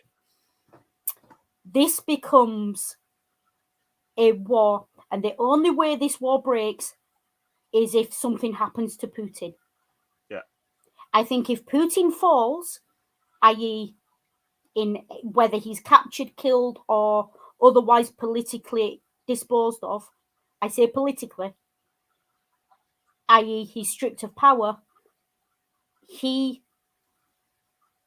this war continues. This war doesn't stop because Putin will not allow it to stop, and he's got the manpower because he's got conscripts, and Russia is a massive country with a massive population. And Putin goes down,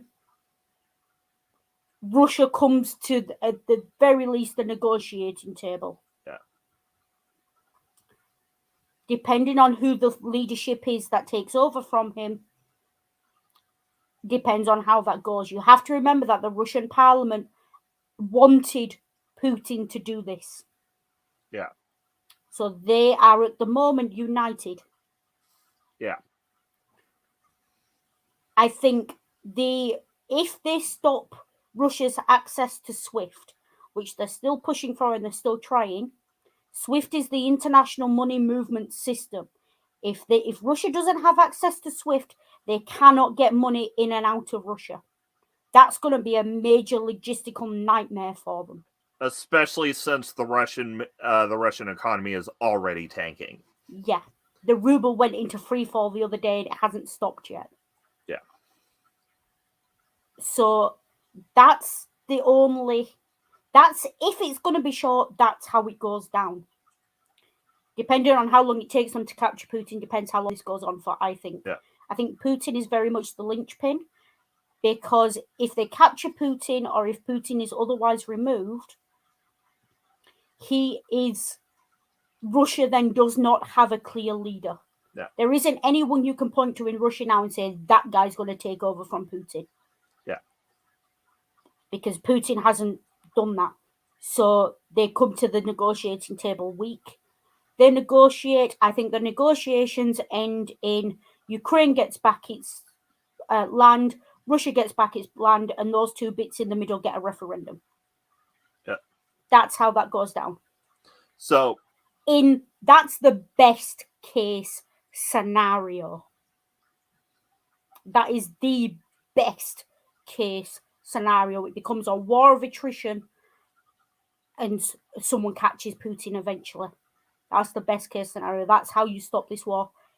If Putin stays in power and stays well protected and is able to maintain control, the only other way this stops is if the Russian civilian population rises up. That's not going to happen. Don't put your eggs in that basket. There are protests, and there are large protests, but Russia is a fascist police state. There's no denying it.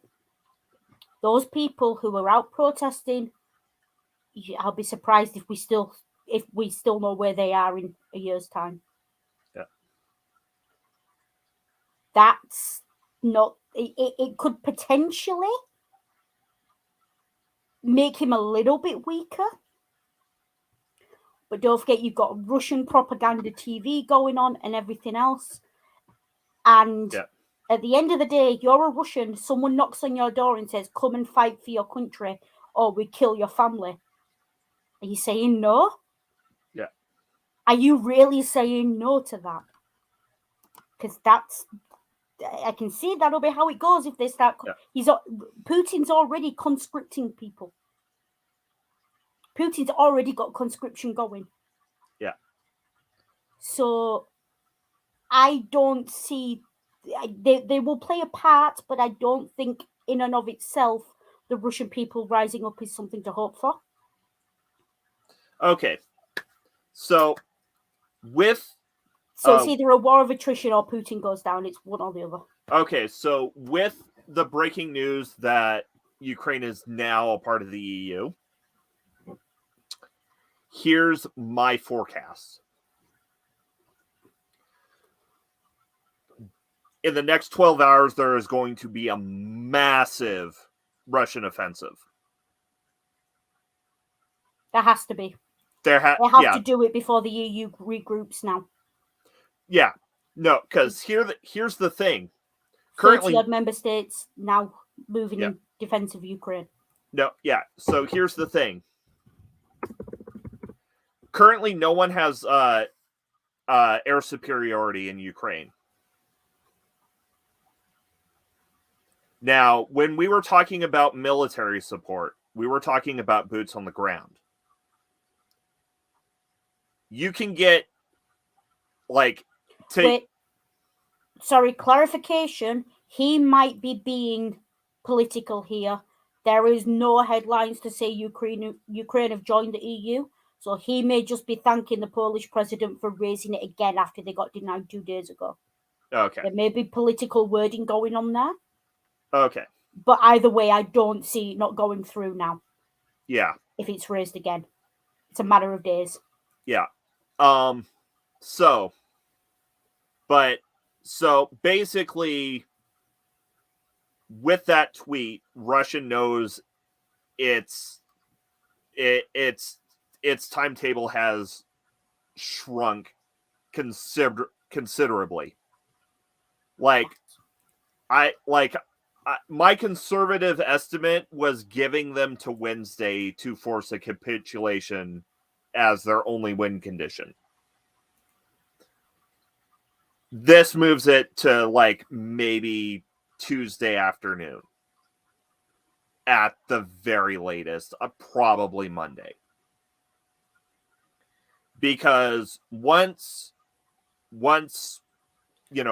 any nation with bases in Europe starts sending air support, then Russia loses any chance at air superiority, and then it becomes then basically Russia has to try and fight a guerrilla war on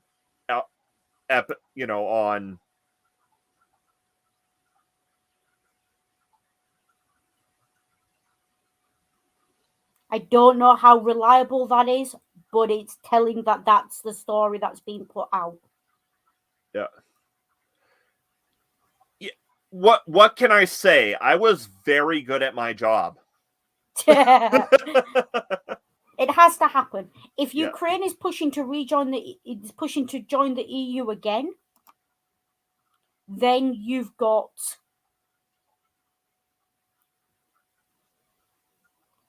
See, this is a very interesting cartoon image. I want to talk about this. Okay. From the start of this, the Ukrainian leadership, the Latvian and Lithuanian leadership that I've been seeing watching different news sites, German TV in the UK as well, everyone has been sending messages to Russian soldiers to lay down their arms. Yeah. There are rumours that one unit actually did surrender the other day. They were told they were going in on reconnaissance, and when they found out that actually Russia had marched in, supposedly they surrendered. I have no idea if that's been corroborated or not. Yeah. But you know how I said, don't rely on the Russian people to rise up? Yeah. That's what the Western powers are pushing. That is what they want the soldiers to do. They want a Potemkin. Russian military has a long and it's either proud or sordid, depending on how you view it. Yeah. History of basically telling its leaders to go fuck themselves and fight their own wars.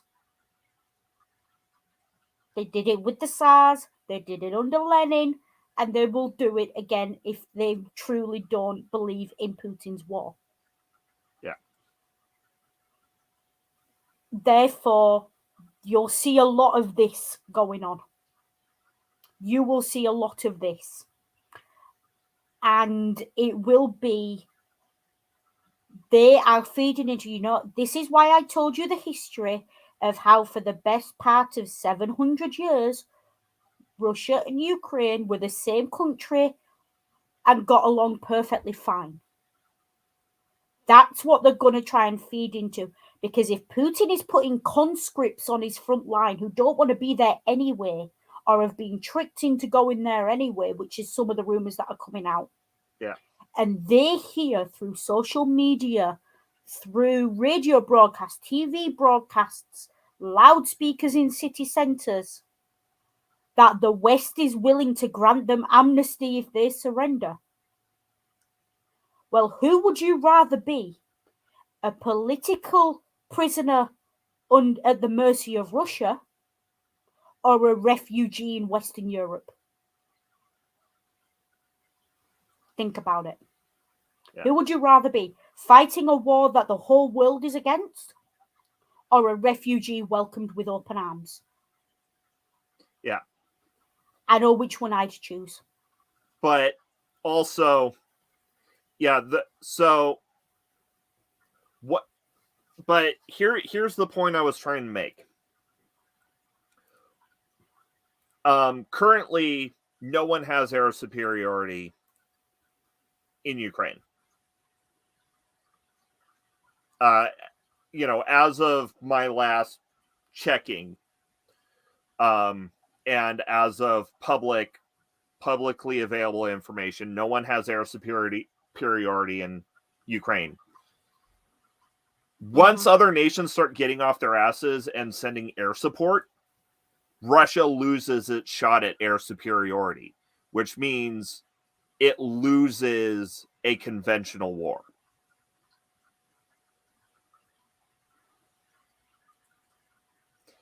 Which means unless Russia can force Ukraine to capitulate before foreign air support can be sent, which is now in a matter of days, in a matter of hours, like 48-ish hours, I'm saying, just rough estimate. Russia's gonna have to try and fight a guerrilla war on foreign soil as the guerrillas. As an American, you know that doesn't ever end well. Yeah. And this is why I was saying either Russia completely crushes Ukraine quickly, or Ukraine becomes Russia's Iraq. Yeah. I don't think this remains Ukraine versus Russia. I agree with what you mean from a tactical, strategic standpoint of Ukraine will have an underground guerrilla resistance as well as fighting and tries to hold Russia if it holds. But I think this will very rapidly evolve into an international war unless something major changes very quickly. Yeah. I also think if you are going to draw historical comparisons, you've compared to Vietnam, Korea, so it's guerrilla warfare against a massive power, Afghanistan, Iraq. In the worst case scenario that I see is within, we'll say, a month, and that's me giving a lot of scope. Yeah. Ukraine, from a purely strategic, tactical standpoint, looks more like occupied France. It's occupied by Russia. There's a guerrilla war going on, and there's a government in exile. Yeah. That is both the worst case scenario, and at the moment, unfortunately, that's what I see happening. And I see, and the reason I say France is because there were other countries in the war as well as France fighting Germany. That's the image I'm drawing. Get what you mean about guerrilla versus large. Yes, totally agree with that. But I do believe that there will be far more international involvement than has been in any of those single side guerrilla wars that you've kind of drawn comparison to.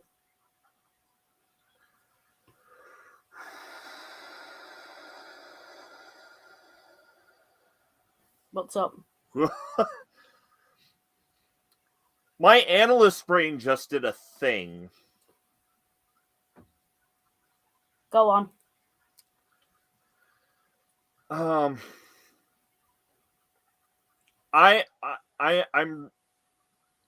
really hoping that airports in Europe have Geiger counters readily available. They probably do. Because here's the thing. Oh shit, yeah. Yeah, I've just realized where you're going with this. So once Russia loses its shot at air support, they're gonna stop going conventional. Because the era, unless you're a bigger power curb stomping a smaller power, the era of conventional war is dead. Mm-hmm. So if you're a country that's not allied with Russia, keep an eye on your airports. Mm-hmm. It's not exactly where my brain went, but yeah. I will say as well, outside of that Eastern European bloc of Lithuania, Poland, and Ukraine, you would be hard pressed to find anyone who isn't from one of those countries or descended from people from one of those countries who could reliably hear the difference between Ukrainian and Russian. Poland has opened its borders. Yeah. I don't want to say any more because I don't want to give anyone ideas or frighten anyone. Suffice to say, I do not think that it is entirely appropriate that Poland just throws open the gates and just lets them. Let them in by all means, but check who they are and check that they're Ukrainian. Yeah. That's all I'm saying. Check that they're Ukrainian. But speak to them in Ukrainian at the border and make sure they answer in an Ukrainian language and a Ukrainian accent. But yeah, because that could go. I wouldn't put it past Putin to pull some shit like that. Yeah. To pull something shady. I really wouldn't. Because here's two things that we haven't. Two factors that we haven't highlighted in this situation. Well, first, obviously, once Russia loses its shot at capitulation and air superiority, it is going to start fighting. It is going to stop. They are going to stop fighting conventionally because they're going to have to. Yeah, because it's not going to have any other alternative. And two, Putin's ex-KGB. He's ruthless. And he knows all the tricks. Yeah. That's why I said I'm not saying any more, but I bet you know exactly where my mind's going. Yeah. And the thing is, Poland's opened its borders, so I will bet within a few days, other European countries will be reaching out to Poland and saying, okay, they're safe in your country, but we're offering sanctuary. We're offering refuge. Yeah. They will do that because Poland can't take them all. 100,000 have already got there and it's only been a day. You know, Poland is going to, it doesn't have the infrastructure to support them all indefinitely. But so they're going to get them to Poland, stabilize them, hopefully positively identify them. I think we're going to see an increase in families arriving at the Polish border and then see from there the women and children crossing and the men turning back.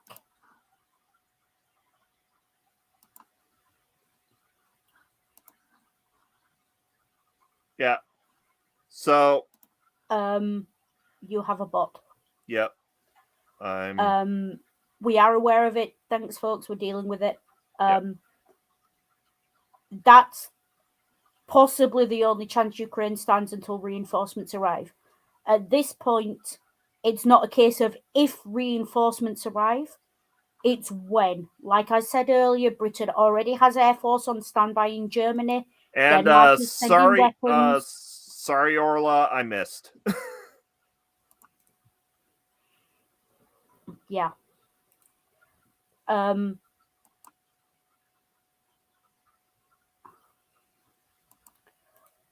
Okay.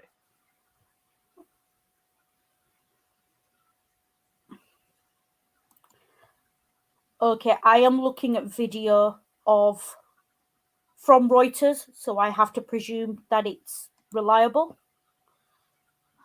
of shelling in Kiev. Yeah. This is not a case of if reinforcements arrive and if the international community gets involved, it's when. Yeah. So, and I don't see this stopping just because, okay, SWIFT might slow Putin down, but do you know what it's also going to do? It's going to poke the already angry, swiping, screaming bear. Yeah. Because he's going to realize once he loses access to money, especially international money, because there's a lot of dirty Russian money in London, especially. Yeah. Once he loses access to that, which Boris said he's going to start on Monday, Putin is backed into a corner and he's got to work with what he's got. What he's got is soldiers on the ground at a nuclear site, a nuclear button, and a fuck ton of conscripts. Yeah. So, do you have final thoughts?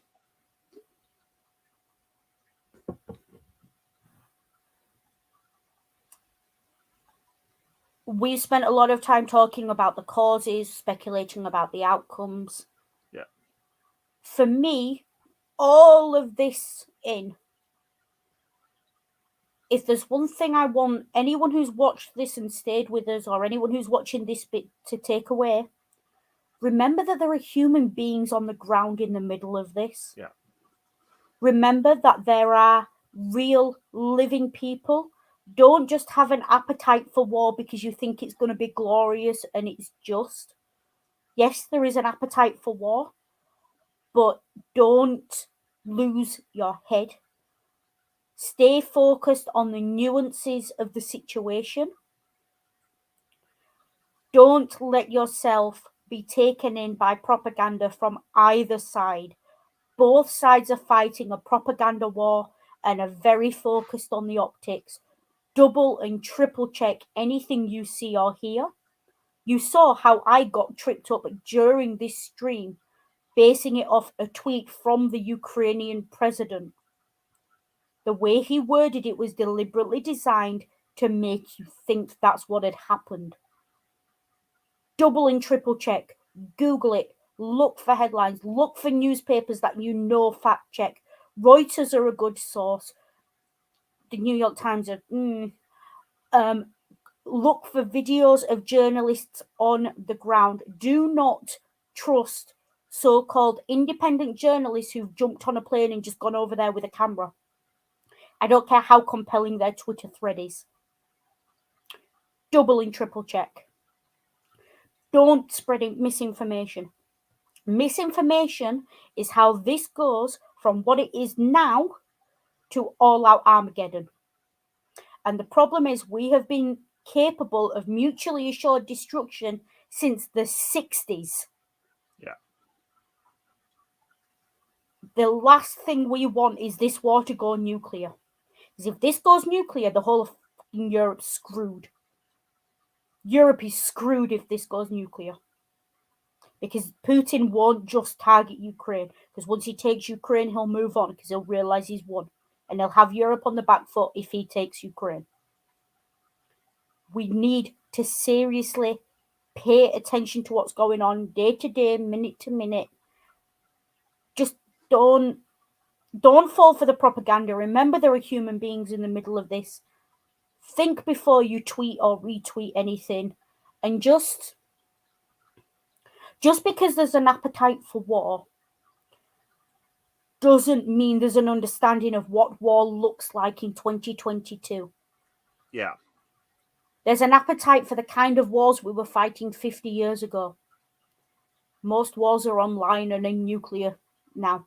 Yeah. We do not want to see how that ends.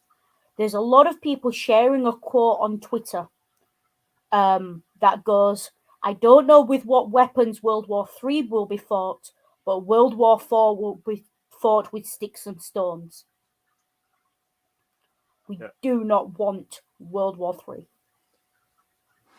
At this point, I think it's inevitable, but we do not want the World War III that quote is referring to. We want to try and prevent that.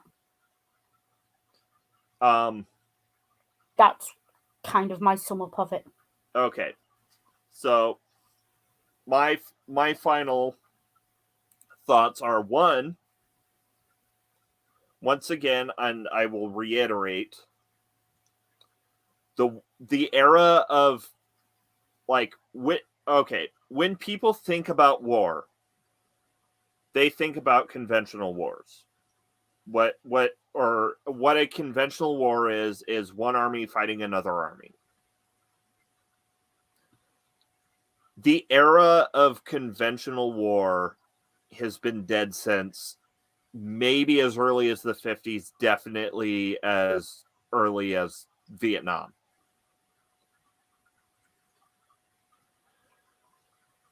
And once again, the second air superiority is lost. The second the second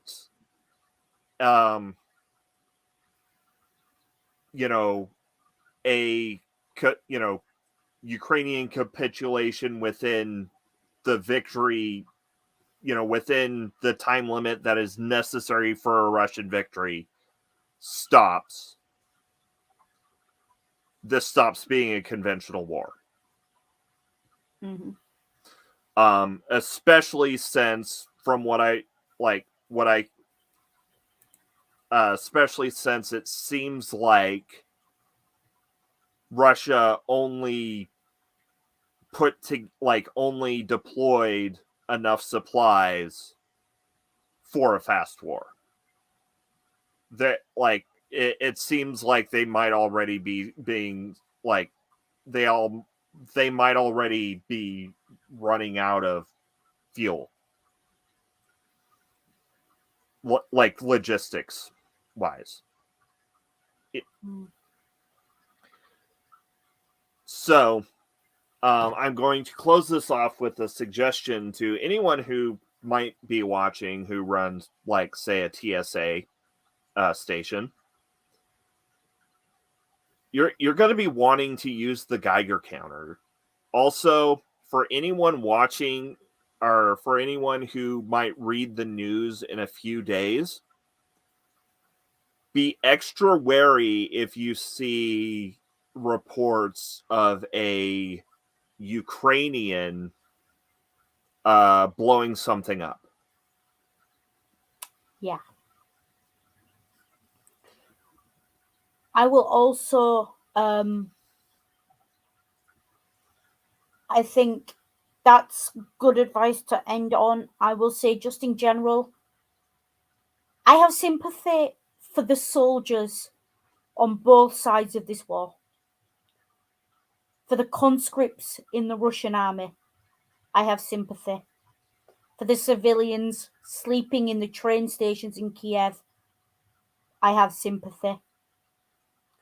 At the end of the day, they are all human beings. And Putin has no right to put all of those lives on the line like this. And I will say it, I've been saying it all along, there is an appetite for war. I have an appetite for war because this is wrong on so many levels. You know why I'm usually staunchly anti-war. Staunchly so. I do not support wars wherever they occur. I do not at all. But this is Putin's first roll of the dice. And if he takes Ukraine, he will not stop. And I think he has been appeased for at least the last 10 years. And we have done exactly as happened in previous times. He's been appeased for a decade and then he's pushed. And there is not going to be any backing down for Putin. So as long as Putin is in power, this war doesn't end. Therefore, for me, and this is my personal opinion, we now have a duty to make sure this ends. Yeah. The time for diplomacy, for negotiating, anything but Putin's unconditional surrender is long gone. And that, I think, is a statement that is both terrifying, chilling, but also is largely representative of what a lot of people are thinking right now, both civilians and people in government. There are multiple threads, things out there. Follow me on Twitter. I'm at Danger Hissy. Follow me on Twitter. I'm retweeting constantly anytime I find charities that are helping refugees that arrive at the border. If you can donate, do. If not, just retweet them, get the word out. At the end of the day, it's the human beings on the front lines that we care about. I have friends who are Ukrainian. I have friends who are Russian. They don't want this war. And I will say, because I asked you earlier and then I never answered, Putin losing this war is not the same as Russia losing this war.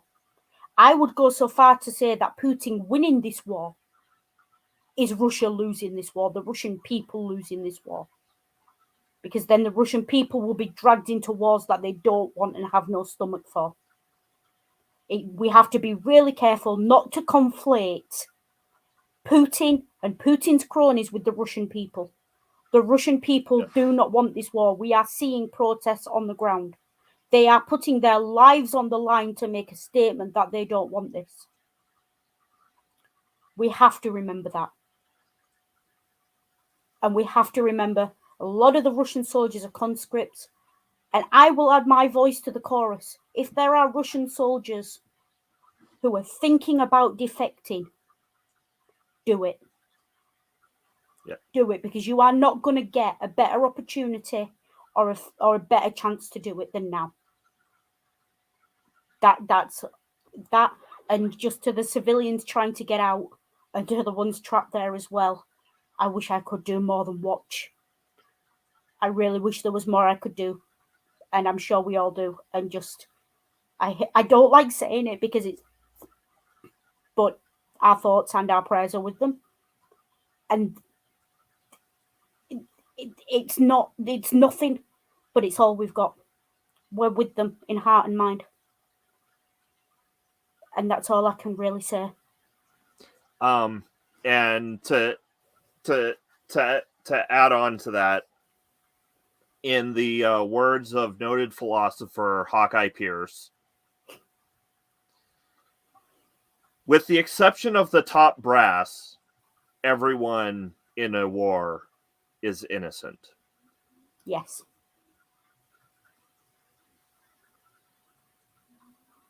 And with that, we're going to skip shilling because this is a serious topic. And if you follow my channel, you know what's coming up tomorrow.